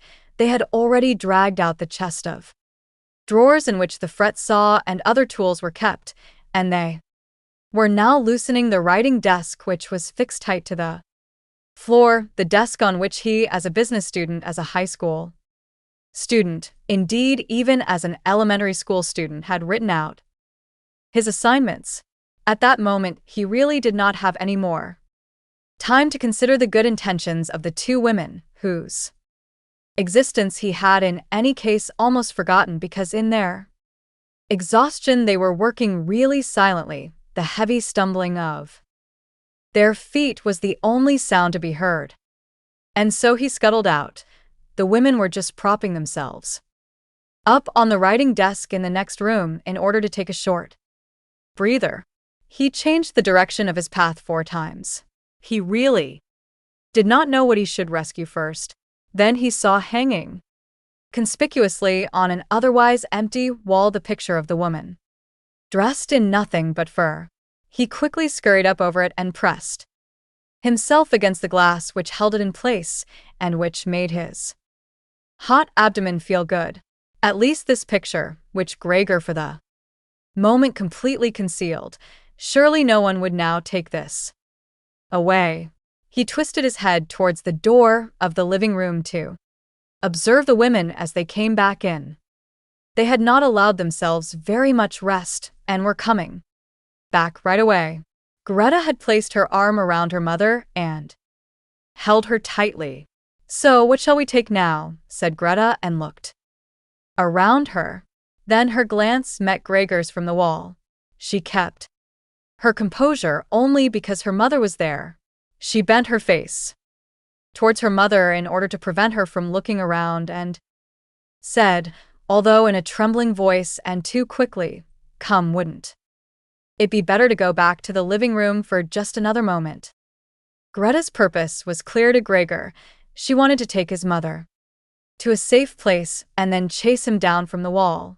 Well, let her just try. He squatted on his picture and did not hand it over. He would sooner spring into Greta's face. But Greta's words had immediately made the mother very uneasy. She walked to the side, caught sight of the enormous brown splotch on the flowered wallpaper, and, before she became truly aware that what she was looking at was Gregor, screamed out in a high-pitched, raw voice, "Oh God, oh God," and fell with outstretched arms, as if She was surrendering everything down onto the couch. She lay there, motionless. "Gregor, you!" cried out his sister with a raised fist and an urgent glare. Since his transformation, these were the first words she had directed right at him. She ran into the room next door to bring some spirits, anything with which she could revive her mother from her fainting spell. Gregor wanted to help as well. There was time enough to save the picture, but he was stuck fast on the glass and had to tear himself loose forcibly. Then he too scurried into the next room, as if he could give his sister some advice, as in earlier times. He had to stand there idly behind her, while she rummaged about among various small bottles. Still, she was frightened when she turned around. A bottle fell onto the floor and shattered. A splinter of glass wounded Gregor in the face, and some corrosive medicine or other dripped over him. Now, without lingering any longer, Greta took as many small bottles as she could hold and ran with them into her mother. She slammed the door shut with her foot. Gregor was now shut off from his mother, who was perhaps near death. Thanks to him, he could not open the door. He did not want to chase away his sister, who had to remain with the mother. At this point he had nothing to do but wait. Overwhelmed with self-reproach and worry, he began to creep and crawl over everything: walls, furniture, and ceiling. Finally, in his despair, as the entire room started to spin around him, he fell onto the middle of the large table. A short time elapsed. Gregor lay there limply. All around was still. Perhaps that was a good sign. Then there was ring at the door. The servant girl was naturally shut up in her kitchen, and therefore Greta had to go to open the door. His father had arrived. "What's happened?" were his first words. Greta's appearance had told him everything. Greta replied with a dull voice. Evidently, she was pressing her face against her father's chest. "Mother fainted, but she's getting better now. Gregor has broken loose." "Yes, I expected that," said his father. "I always warned you of that, but you women don't want to listen." It was clear to Gregor that the father had badly misunderstood Greta's all-too-brief message and was assuming that Gregor had committed some violent crime or other. Thus, Gregor now had to find his father to calm him down, for he had neither the time nor the ability to explain things to him. And so he rushed away to the door of his room and pushed himself against it, so that his father could see right away as he entered from the hall that Gregor fully intended to return at once to his room, that it was not necessary to drive him back, but that one only needed to open the door, and he would disappear immediately. But his father was not in the mood to observe such niceties. He yelled as soon as he entered, with a tone as if he were at once angry and pleased. Gregor pulled his head back from the door and raised it in the direction of his father. He had not really pictured his father as he now stood there. Of course, what with his new style of creeping all around, he had in the past, while neglected to pay attention to what was going on in the rest of the apartment, as he had used to do, he really should have grasped the fact that he would encounter different conditions. And yet, was that still his father? Was that the same man who had lain exhausted and buried in bed in earlier days, when Gregor was setting out on a business trip, who had received him on the evenings of his return in a sleeping gown and armchair, totally incapable of standing up, who had only lifted his arms as a sign of happiness, and who in their rare strolls together a few Sundays a year, and on the most important holidays, made his way slowly forwards between Gregor and his mother, who themselves moved slowly, even a bit more slowly than them, bundled up in his old coat, working hard to move forwards and always setting down his walking stick carefully, and who, when he had wanted to say something, had almost always stood still and gathered his entourage. Around him? Now he was standing up really straight, dressed in a tight-fitting blue uniform with gold buttons, like the ones doormen wear in a banking company, above the high stiff collar of his jacket. His firm double chin stuck out prominently beneath his bushy eyebrows. The glance of his black eyes was fresh and alert, and his usually disheveled white hair was combed down into a shining and carefully exact part. He threw his cap, on which a gold monogram, probably the symbol of a bank, was affixed in an arc across the entire room, onto the sofa, and, thrusting back the edges of the long coat of his uniform, with his hands in his trouser pockets and a grim face, moved right up to Gregor. He really did not know what he had in mind, but he raised his feet uncommonly high anyway, and Gregor was astonished at the gigantic size of the soles of his boots. Gregor did not linger on that point. He had known even from the first day of his new life that, as far as he was concerned, his father considered the only appropriate response to be the most forceful one. And so he scurried away from his father, stopped when his father remained standing, and scampered forward again when his father stirred a little. In this way they made their way around the room repeatedly, without anything decisive taking place. In fact, because of the slow pace, it did not look like a chase. Gregor remained on the floor for the time being, especially since he was afraid that his father could interpret a flight up onto the wall or the ceiling as an act of real malice. At any event, Gregor had to tell himself that he could not keep up this running around for a long time, because whenever his father took a single step, he had to go through a large number of movements. Already he was starting to feel short of breath, just as in his earlier days when his lungs had been quite unreliable, as he now staggered around in this way, trying to gather all his energy for running, hardly able to keep his eyes open and feeling so listless that he had no notion at all of any escape other than by running, and had almost already forgotten that the walls were available to him, although here they were obstructed by carefully carved furniture full of sharp points and spikes. At that moment something or other thrown casually flew close by and rolled in front of him. It was an apple. Immediately, a second one flew after it. Gregor stood still in fright. Further running away was useless, for his father had decided to bombard him. from The fruit bowl on the sideboard, his father had filled his pockets, and now, without for the moment taking accurate aim, he was throwing apple after apple. These small red apples were rolling around on the floor, as if electrified, and colliding with each other. A weakly thrown apple grazed Gregor's back, but skidded off harmlessly. However, another thrown immediately after that one drove into his back really hard. Gregor wanted to drag himself onward, as if he could make the unexpected and incredible pain go away if he changed his position. But he felt as if he was nailed in place and lay stretched out, completely confused in all his senses.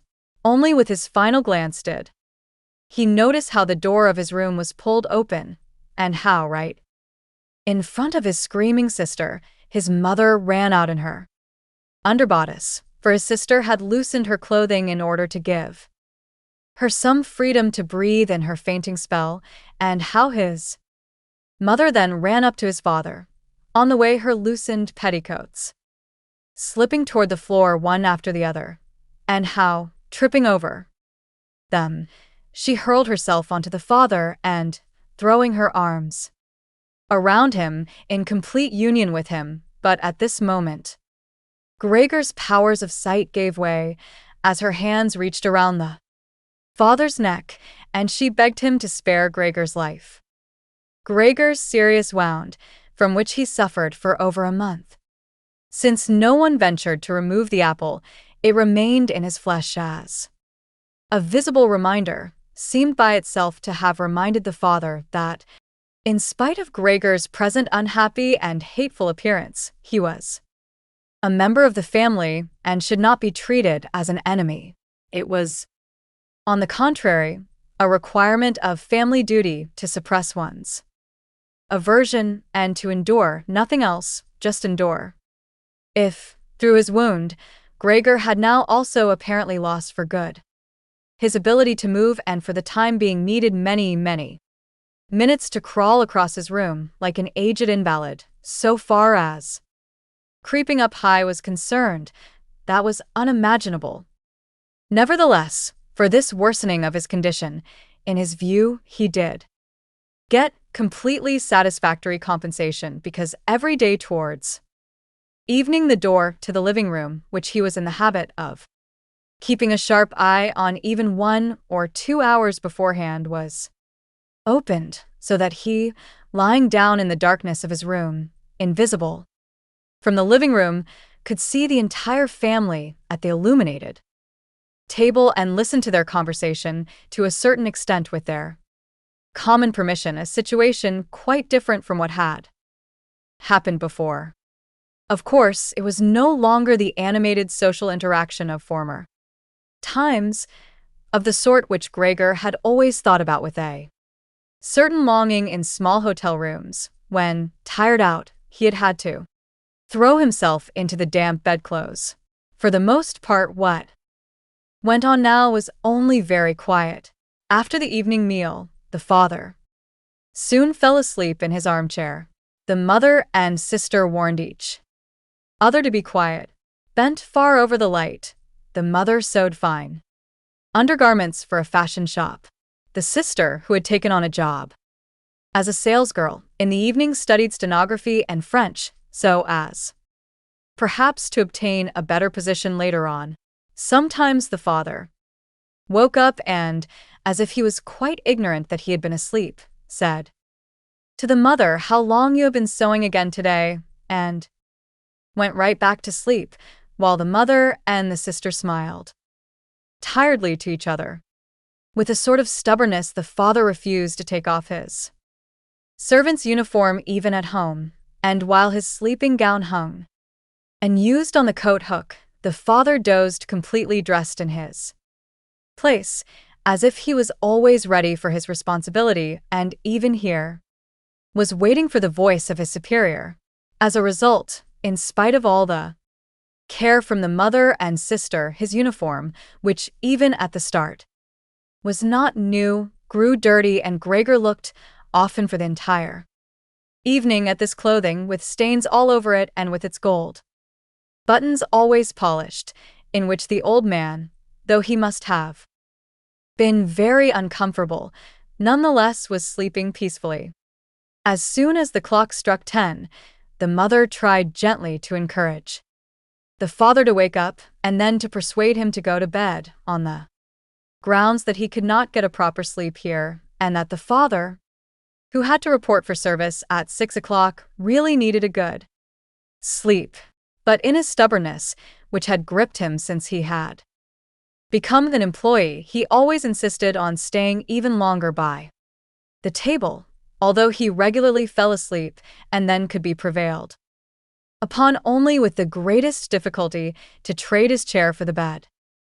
No matter how much the mother and sister might, at that point, work on him with small admonitions, for a quarter of an hour he would remain shaking his head slowly, his eyes closed, without standing up. The mother would pull him by the sleeve and speak flattering words into his ear. The sister would leave her work to help her mother, but that would not have the desired effect on the father. He would merely settle himself even more deeply into his armchair. Only when the two women grabbed him under the armpits would he throw his eyes open, look back and forth at the mother and sister, and habitually say, "This is a life. This is the peace and quiet of my old age." And propped up by both women, he would heave himself up elaborately, as if for him it was the greatest trouble, allow himself to be led to the door by the women, wave them away, and proceed on his own from that point, while the mother quickly threw down her sewing implements and the sister her pen in order to run after the father and help him some more. In this overworked and exhausted family, who had time any longer to worry about Gregor more than was absolutely necessary, The household was constantly getting smaller. The servant girl had been let go. A huge, bony cleaning woman with white hair flying all over her head now came in the morning and evening to do the heaviest work. The mother took care of everything else, in addition to her considerable sewing work. It even happened that various pieces of family jewelry, which previously the mother and sister had been overjoyed to wear on social and festive occasions, were sold, as Gregor found out in the evening from the general discussion of the prices they had fetched. But the greatest complaint was always that they could not leave this apartment, which was much too big for their present means, since it was impossible to imagine how Gregor might be moved. Gregor fully recognized that it was not just consideration for him which was preventing a move, for he could have been transported easily in a suitable box with a few air holes. The main thing holding the family back from a change in living quarters was far more their complete hopelessness and the idea that they had been struck by a misfortune like no one else in their entire circle of relatives and acquaintances. What the world demands of poor people, they now carried out to an extreme degree. The father brought breakfast to the petty officials at the bank. The mother sacrificed herself for the undergarments of strangers. The sister behind her desk was at the beck and call of customers. But the family's energies did not extend any further, and the wound in Gregor's back began to pain him all over again when his mother and sister, after they had escorted the father to bed, now came back, let their work lie moved close together, and sat cheek to cheek, and when his mother would now say, pointing to Gregor's room, "Close the door, Greta," and when Gregor was again in the darkness, while close by the women mingled their tears or, quite dry-eyed, stared at the table. Gregor spent his nights and days with hardly any sleep. Sometimes he Thought that the next time the door opened, he would take over the family arrangements, just as he had earlier, in his imagination. Appeared again after a long time his boss and the manager, the chief clerk, and the apprentices, the excessively dense custodian, 2 or 3 friends from other businesses, a chambermaid from a hotel in the provinces, a loving, fleeting memory, a cashier from a hat shop. Home had seriously but too slowly courted. They all appeared mixed in with strangers or people he had already forgotten. But instead of helping him and his family, they were all unapproachable. And he was happy to see them disappear. But sometimes he was in no mood to worry about his family. He could be filled with sheer anger over the wretched care he was getting, even though he could not imagine anything which he might have an appetite for. Still, he made plans about how he could get into the pantry to take there what he ate. All accounts deserved, even if he was not hungry, without thinking any more about what might give Gregor special pleasure. The sister very quickly kicked some food or other, whatever she felt like, into his room in the morning and at noon, before she ran off to her shop.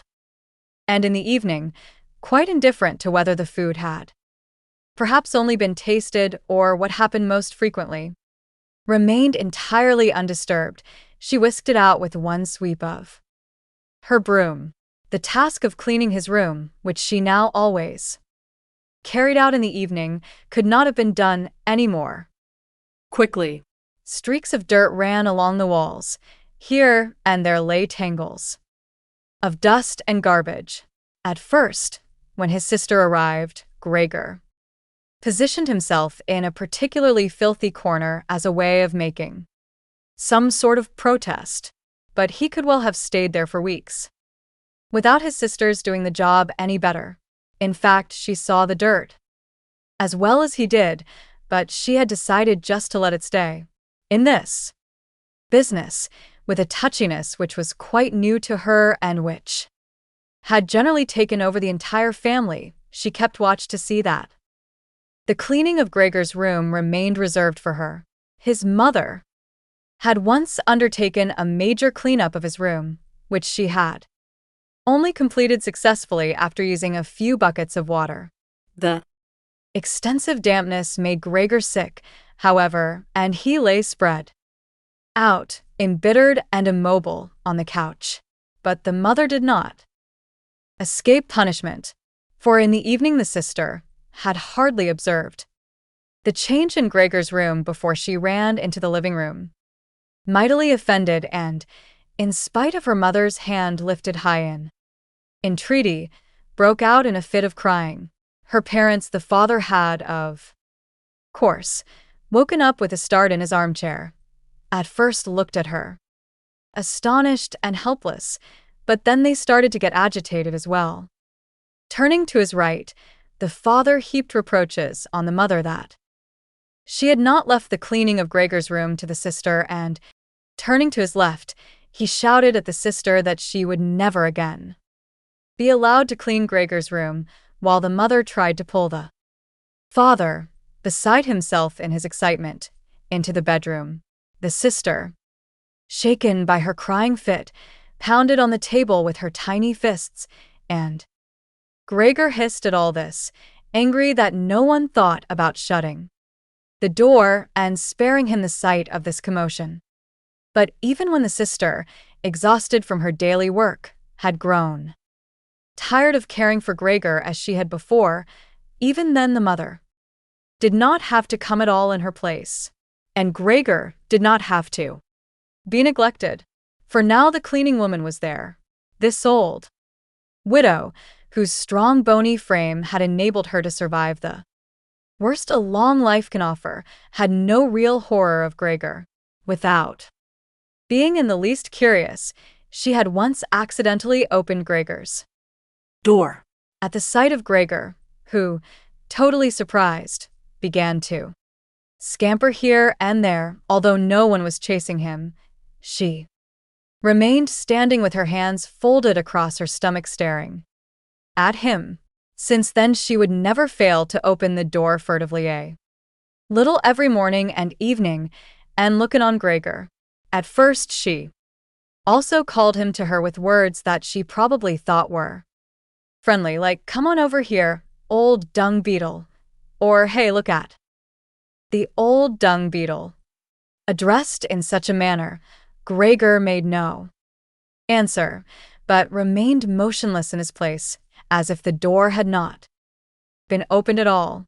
If only, instead of allowing this cleaning woman to disturb him uselessly whenever she felt like it, they had given her orders to clean up his room every day. Once in the early morning, a hard downpour, perhaps already a sign of the coming spring, struck the window panes when the cleaning woman started up once again. With her usual conversation, Gregor was so bitter that he turned towards her, as if for an attack, although slowly and weakly. But instead of being afraid of him, the cleaning woman merely lifted up a chair standing close by the door, and, as she stood there with her mouth wide open, her intention was clear: she would close her mouth only when the chair in her hand had been thrown down on Gregor's back. "This goes no further, all right?" she asked, as Gregor turned himself around again, and she placed the chair calmly back in the corner. Gregor ate hardly anything anymore. Only when he chanced to move past the food which had been prepared did he, as a game, take a bit into his mouth, hold it there for hours, and generally spit it out again. At first, he thought it might be his sadness over the condition of his room that kept him from eating, but he very soon became reconciled to the alterations in his room. People had grown accustomed to discard in their things which they could not put anywhere else, and at this point there were many such items, now that they had rented one room of the apartment to 3 lodgers. These solemn gentlemen, all 3 had full beards, as Gregor once found out through a crack in the door, were meticulously intent on tidiness, not only in their own room but, since they had now rented a room here, in the entire household, particularly in the kitchen, they simply did not tolerate any useless, let alone any dirty, stuff. Moreover, for the most part, they had brought with them their own pieces of furniture. Thus, many items had become superfluous, but these were not really things one could sell, or things people wanted to throw out. All these pieces ended up in Gregor's room, even the box of ashes and the garbage pail from the kitchen. The cleaning woman, always in a great hurry, simply flung anything that was for the moment useless into Gregor's room. Fortunately, Gregor generally saw only the relevant object and the hand which held it. The cleaning woman perhaps was intending, when time and opportunity allowed, to take the stuff out again, or to throw everything out all at once, but in fact the things remained lying there, wherever they had ended up at the first throw, unless Gregor squirmed his way through the accumulation of junk and moved them. At first he was forced to do this because otherwise there was no room for him to creep around. Later he did it with a growing pleasure. Although after such movements, tired to death and feeling wretched, he did not budge again for hours. Because the lodgers sometimes also took their evening meal at home. In the common living room, the door to it stayed shut on many evenings. But Gregor had no trouble at all going without the open door. Already on many evenings when it was open, he had not availed himself of it, but, without the family noticing, was stretched out in the darkest corner of his room. However, on one occasion the cleaning woman had left the door to the living room slightly ajar, and it remained open even when the lodgers came in. As evening fell and the lights were put on, they sat down at the head of the table, where in earlier days the mother, the father, and Gregor had eaten, unfolded their serviettes, and picked up their knives and forks. The mother immediately appeared in the door with a dish of meat, and right behind her the sister with a dish piled high with potatoes. The food gave off a lot of steam. The gentlemen lodgers bent over the plates set before them, as if they wanted to check them before eating. And in fact the one who sat in the middle, for the other 2 he seemed to serve as the authority, cut off a piece of meat still on the serving dish, obviously to establish whether it was sufficiently tender, and whether or not it should be sent back to the kitchen. He was satisfied, and mother and sister, who had looked on in suspense, began to breathe easily and to smile. The family itself ate in the kitchen.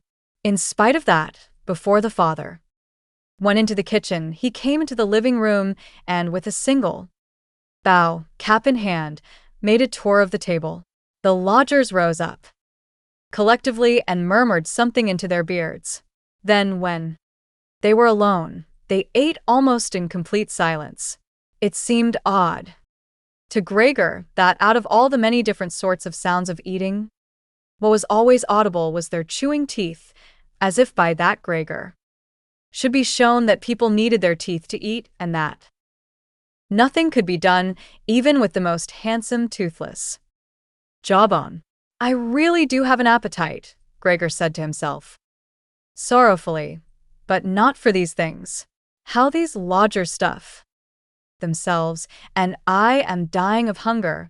On this very evening the violin sounded from the kitchen. Gregor did not remember ever hearing it all through this period. The lodgers had already ended their night meal. The middle one had pulled out a newspaper and had given each of the other 2 a page, and they were now leaning back reading and smoking. When the violin started playing, they became attentive, got up, and went on tiptoe to the hall door. at which they remained standing pressed up against one another. They must have been audible from the kitchen because Gregor's father called out, "Perhaps the gentlemen don't like the Playing? It can be stopped at once." "On the contrary," stated the lodger in the middle, "might the young woman not come into us and play in the room here, where it is really much more comfortable and cheerful?" "Oh, certainly," cried Gregor's father, as if he were the one playing the violin. The men stepped back into the room and waited. Soon his father came with the music stand, his mother with the sheet music, and his sister with the violin. His sister calmly prepared everything for the recital. His parents, who had never previously rented a room and therefore behaved with exaggerated politeness to the lodgers, dared not sit on their own chairs. His father leaned against the door, his right hand stuck between two buttons of his buttoned-up uniform. His mother, however, accepted a chair offered by one of the lodgers. Since she let the chair stay where the gentleman had chanced to put it, she sat to one side in a corner. His sister began to play. His father and mother, one on each side, followed attentively the movements of her hands. Attracted by the playing, Gregor had ventured to advance a little further forward, and his head was already in the living room. He scarcely wondered about the fact that recently he had had so little consideration for the others.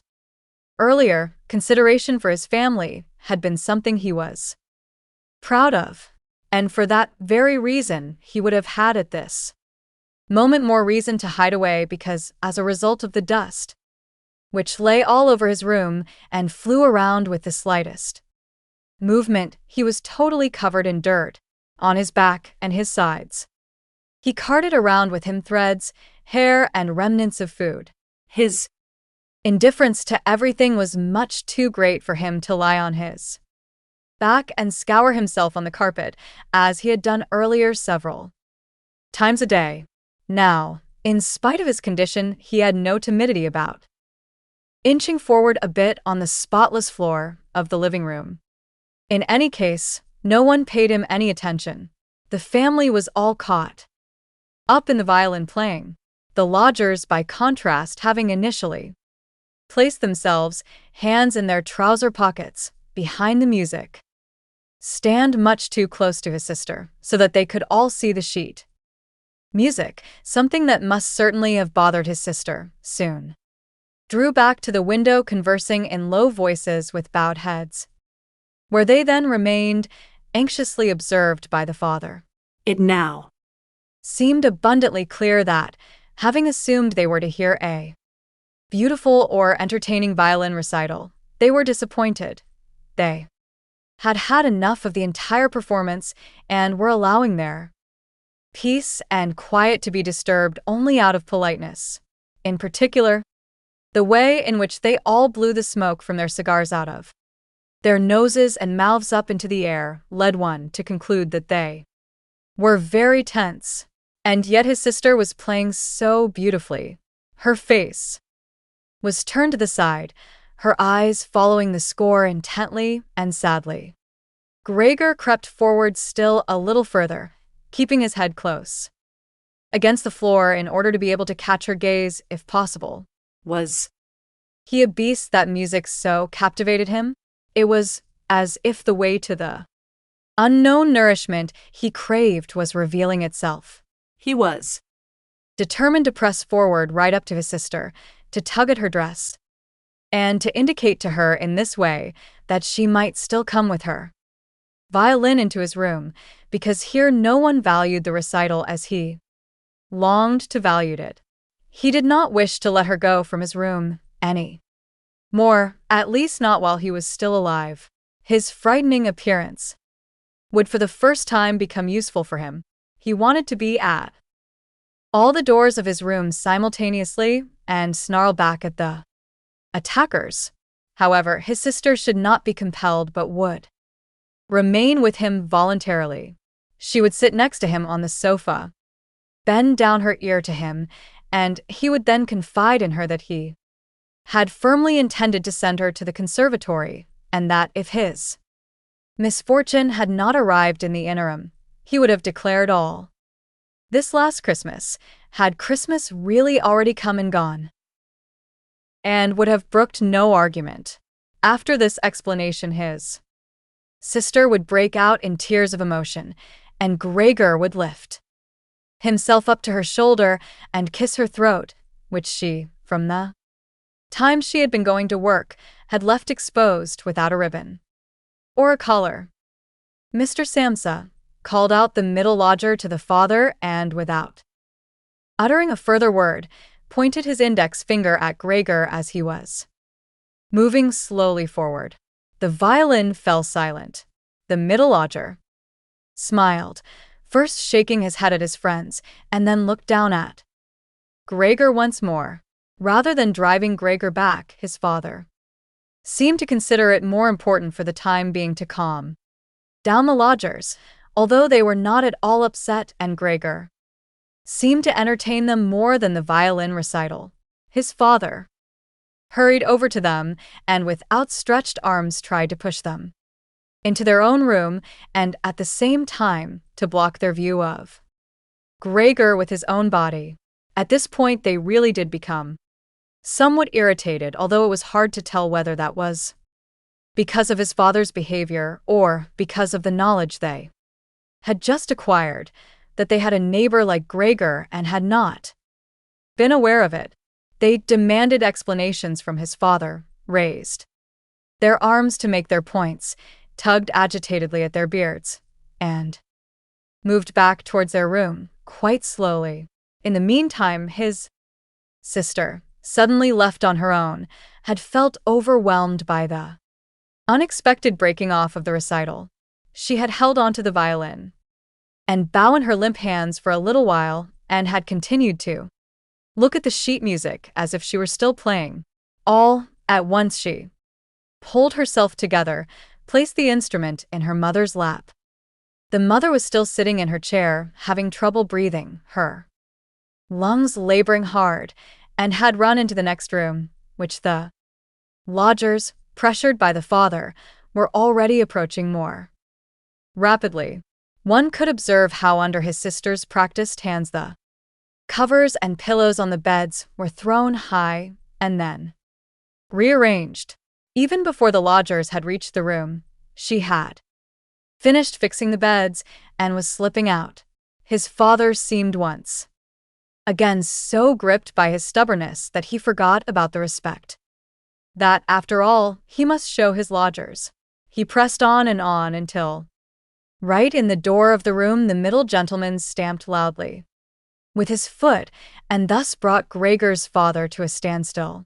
I hereby declare, the middle lodger said, raising his hand and casting his glance both on Gregor's mother and sister, that considering the disgraceful conditions prevailing in this apartment and family, with this he spat decisively on the floor, I immediately cancel my room.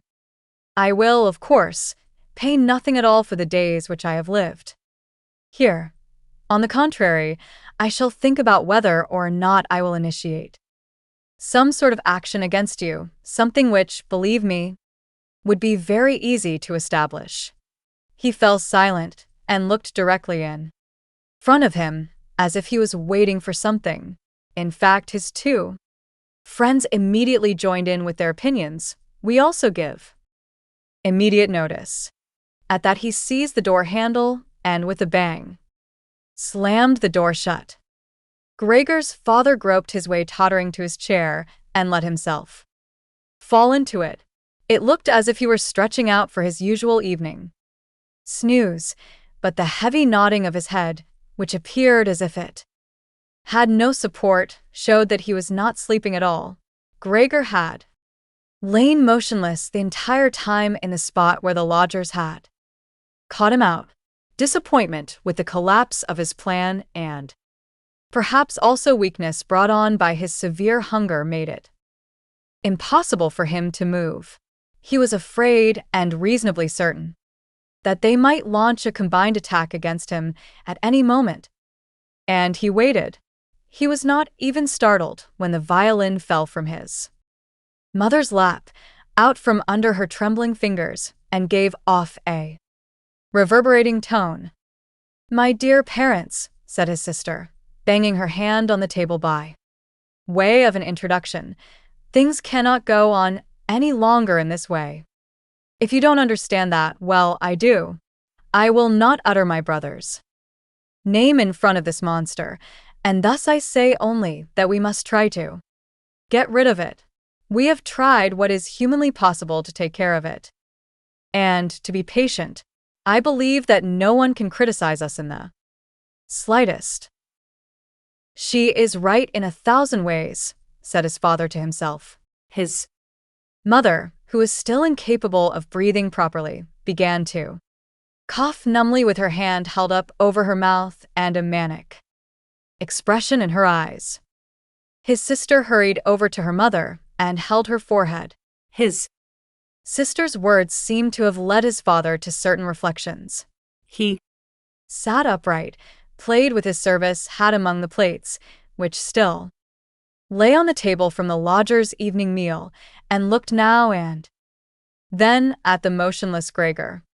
"We must try to get rid of it," his sister now said decisively to his father, for his mother, in her coughing fit, was not listening to anything. "It is killing you both. I see it coming. When people have to work as hard as we all do, they can't also tolerate this endless torment. At home, I just can't go on any more." And she broke out into such a crying fit that her tears flowed down onto her mother's face. She wiped them off her mother with mechanical motions of her hands. "Child," said her father sympathetically and with obvious appreciation, "then what should we do?" Gregor's sister only shrugged her shoulders as a sign of the perplexity, which, in contrast to her previous confidence, had now come over her while she was crying. "If he understood us," said his father in a half-questioning tone. His sister, in the midst of her sobbing, shook her hand energetically as a sign that there was no point thinking of that. "If he understood us," repeated his father, and by shutting his eyes he absorbed the sister's conviction of the impossibility of this point. Then perhaps some compromise would be possible with him. "But as it is, it has to go," cried his sister. "That is the only way, father. You must try to get rid of the idea that this is Gregor. The fact that we have believed this for so long, that is our real misfortune." "But how can it be Gregor? If it were Gregor, he would have long ago realized that a life among human beings is not possible for such a creature, and would have gone away voluntarily. Then we would not have a brother, but we could go on living and honor his memory. But this animal plagues us.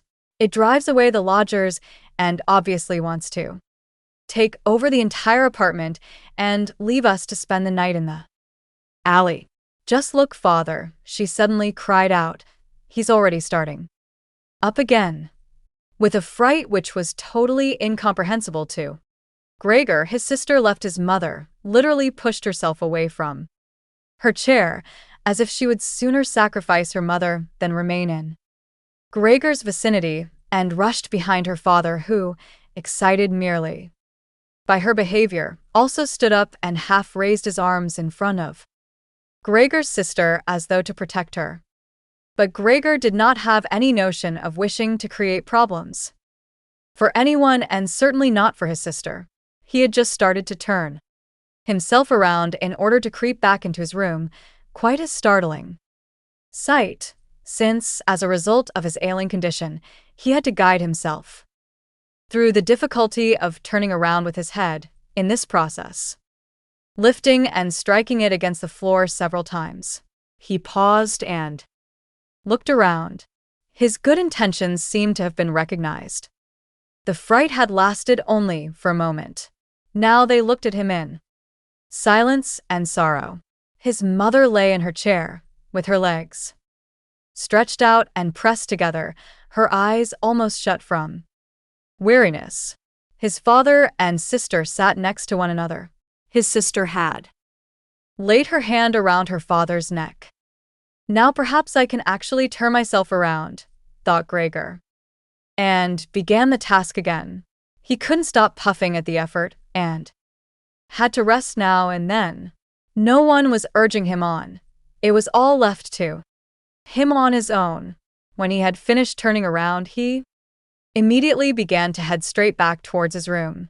He was astonished at the great distance which separated him from his room, and did not understand in the least how in his weakness he had covered the same distance a short time before almost without noticing it. Always intent only on creeping along quickly, he hardly paid any attention to the fact that no word or cry from his family interrupted him. Only when he was already in the doorway did he turn his head, not completely because he felt his neck growing stiff. At any rate, he still saw that behind him nothing had changed. Only his sister was standing up. His last glimpse brushed over his mother, who was now completely asleep. He was only just inside his room when the door was pushed shut. Very quickly, bolted fast and barred. Gregor was startled by the sudden commotion behind him, so much so that his little limbs bent double under him. It was his sister, who had been in such a hurry. She was already standing up, had waited, and then had sprung forward. Nimbly, Gregor had not heard anything of her approach. She cried out finally to her parents as she turned the key in the lock. What now? Gregor asked himself and looked around him in the darkness. He soon made the discovery that he could no longer move at all. He was not surprised at that. On the contrary, it struck him as unnatural that up to this point he had actually been able to move around with these thin little legs. Despite everything, he felt relatively content. True, he had pains throughout his entire body, but it seemed to him that they were gradually becoming weaker and would finally go away completely. He hardly noticed the rotten apple in his back and the inflamed surrounding area, which were now entirely covered with soft dust. He remembered his family with deep feelings of love. In this whole business, his own conviction that he had to disappear was, if possible, even more firmly held than his sister's. He remained in this state of empty and peaceful reflection until the tower clock struck 3 in the morning. He lived long enough to see everything outside the window beginning to grow brighter. Then, without his willing it, his head sank all the way down, and from his nostrils his last breath flowed weakly out. Early in the morning the cleaning woman came. In her sheer energy and haste she banged all the doors in precisely the way people had already frequently asked her not to do, so much so that once she arrived a quiet sleep was no longer possible anywhere in the entire apartment. In her customary brief visit to Gregor, she, at first, found nothing unusual. She thought he lay so immobile there on purpose and was playing the offended party. She gave him credit for as complete an understanding as possible. Since she happened to be holding the long broom in her hand, she tried to tickle Gregor with it. From the door, when that was quite unsuccessful, she became irritated and poked Gregor a little, and only when she had shoved him from his place without any resistance did she take notice. When she realized the true state of affairs, her eyes grew large and she whistled to herself. However, she didn't restrain herself for long. She pulled open the door of the bedroom and yelled in a loud voice into the darkness, "Come and look. It's kicked the bucket. It's lying there. It's completely snuffed it." The Samsas sat upright in their double bed and had to get over their fright at the cleaning woman before they managed to grasp her message. But then Mr. and Mrs. Samsa climbed very quickly out of bed, one on either side. Mr. Samsa threw the bedspread over his shoulders. Mrs. Samsa came out only in her nightshirt, and like this. They stepped into Gregor's room. Meanwhile, the door of the living room, where Greta had been sleeping since the lodgers had arrived, on the scene had also opened. She was fully clothed, as if she had not slept at all. Her white face also seemed to indicate that. Dead, Said Mrs. Samsa, and looked questioningly at the cleaning woman. Although she could have checked everything on her own, and indeed it was all clear enough even without checking anything.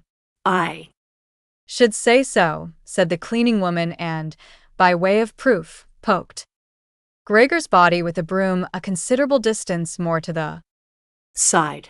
Mrs. Samsa made a movement as if she wished to restrain the broom, but did not do it. Well, said Mr. Samsa, now we can give thanks to God. He crossed himself, and the three women followed His example. Greta, who did not take her eyes off the corpse, said, "Just look how thin he was. He has eaten nothing for such a long Time.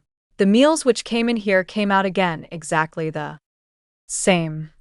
In fact, Gregor's body was completely flat and dry. That was apparent really for the first time, now that he was no longer raised on his small limbs, and nothing else distracted one from looking. Greta, come and join us for a moment, said Mrs. Samsa with a melancholy smile, and Greta went, not without looking back at the corpse, following her parents into the bedroom. The cleaning woman shut the door and opened the window wide. In spite of the early morning, the fresh air was partly tinged with warmth. It was already almost the end of March. The three lodgers stepped out of their room and looked around for their breakfast, astonished that they had been forgotten. The middle one of the gentlemen asked the cleaning woman grumpily, "Where is the breakfast?" However, she laid her finger to her lips and then quickly and silently indicated to the lodgers that they could come into Gregor's room. So they came and stood in the room, which was already quite bright, around Gregor's corpse, their hands in the pockets of their somewhat worn jackets. Then the door of the bedroom opened, and Mr. Samsa appeared in his uniform, with his wife on one arm and his daughter on the other. All were a little tear-stained. Now and then Greta pressed her face into her father's arm. "Get out of my apartment immediately," said Mr. Samsa, and pointed to the door, without letting go of the women. "What do you mean?" said the middle lodger, somewhat dismayed and with a sugary smile. The two others kept their hands behind them and constantly rubbed them against each other, as if in joyful anticipation of a great squabble which must end up in their favor. "I mean exactly what I say," replied Mr. Samsa, and, with his two female companions, went directly up to the lodger. The latter at first stood there motionless and looked at the floor as if matters were arranging themselves in a New way in his head. "All right, then we'll go," he said, and looked up at Mr. Samsa as if, suddenly overcome by humility, he was even asking fresh permission for this decision. Mr. Samsa merely nodded briefly and repeatedly to him, with his eyes open wide. Following that, with long strides, the lodger did actually go out into the hall. His two friends had already been listening for a while with their hands quite still, and now they hopped smartly after him, as if afraid that Mr. Samsa could step into the hall ahead of them and disturb their reunion with their leader. In the hall, all three of them took their hats from the coat rack, pulled their canes from the umbrella stand, bowed silently, and left the apartment. In what turned out to be an entirely groundless mistrust, Mr. Samsa stepped with the two women out onto the landing, leaned against the railing, and looked over as The three lodgers slowly, but steadily, made their way down the long staircase, disappeared on each floor in a certain turn of the stairwell, and in a few seconds reappeared again. The further down they went, the more the Samsa family lost interest in them, and when a butcher's assistant with a tray on his head came up to meet them, and then with a proud bearing ascended the stairs high above them, Mr. Samsa, together with the women, soon left the banister, and they all returned, as if relieved, back into their apartment.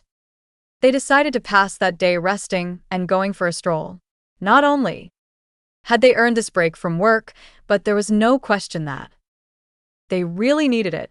And so they sat down at the table and wrote 3 letters of apology, Mr. Samsa to his supervisor, Mrs. Samsa to her client, and Greta to her proprietor. During the writing, the cleaning woman came in to say that she was going off for her morning work was finished. The 3 people writing at first merely nodded, without glancing up. Only when the cleaning woman was still unwilling to depart did they look up annoyed. "Well?" asked Mr. Samsa. The cleaning woman stood smiling in the doorway, as if she had a great stroke of luck to report to the family, but would only do it if she was questioned thoroughly. The almost upright small ostrich feather in her hat, which had irritated Mr. Samsa during her entire service with them, swayed lightly in all directions. "All right then. What do you really want?" asked Mrs. Samsa, whom the cleaning lady respected more than the others. "Well," answered the cleaning woman, smiling so happily she couldn't go on speaking right away, "you mustn't worry about throwing out that rubbish from the next room. It's all taken care of." Mrs. Samsa and Greta bent down to their letters as though they wanted to go on writing. Mr. Samsa, who saw that the cleaning woman would now want to describe everything in detail, decisively prevented her with an outstretched hand.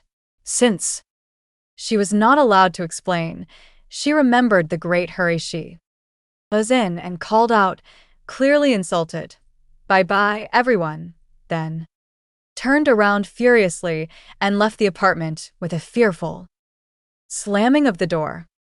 "This evening she'll be given notice," said Mr. Samsa, but he got no answer from either his wife or from his daughter, because the cleaning woman seemed to have once again upset the tranquility they had just attained. The women got up, went to the window, and remained there, with their arms about each other. Mr. Samsa turned around in his chair in their direction and observed them quietly for a While. Then he called out, "All right, come here then. Let's set aside these old matters once and for all, and have a little consideration for Me. The women attended to him at once. They rushed to him, caressed him, and quickly ended their letters. Then all 3 left the apartment together, something they had not done for months now, and took the electric tram into the open air outside the city. The car in which they were sitting by themselves was wholly flooded by the warm sun. Leaning back comfortably in their seats, they talked to each other about future prospects, and they discovered that on closer observation these were not at all bad, for the 3 of them had not really questioned each other about their employment at all. Each of their positions was extremely favorable and offered especially promising future prospects. The greatest improvement in their situation at this point, of course, would have to come from a change of dwelling. They would now like to rent a smaller and cheaper apartment, but better situated and generally more practical than the present one, which Gregor had chosen. While they amused themselves chatting in this way, it struck Mr. and Mrs. Samsa almost at the same moment as they looked at their daughter, who was getting more animated all the time, how she had blossomed recently, in spite of all the troubles which had made her cheeks pale, into a beautiful and voluptuous young woman. growing more silent, and almost unconsciously understanding each other in their glances. They thought that the time was now at hand to seek out a good, honest man for her, and it was something of a confirmation of their new dreams and good intentions when at the end of their journey, their daughter stood up first and stretched her young body,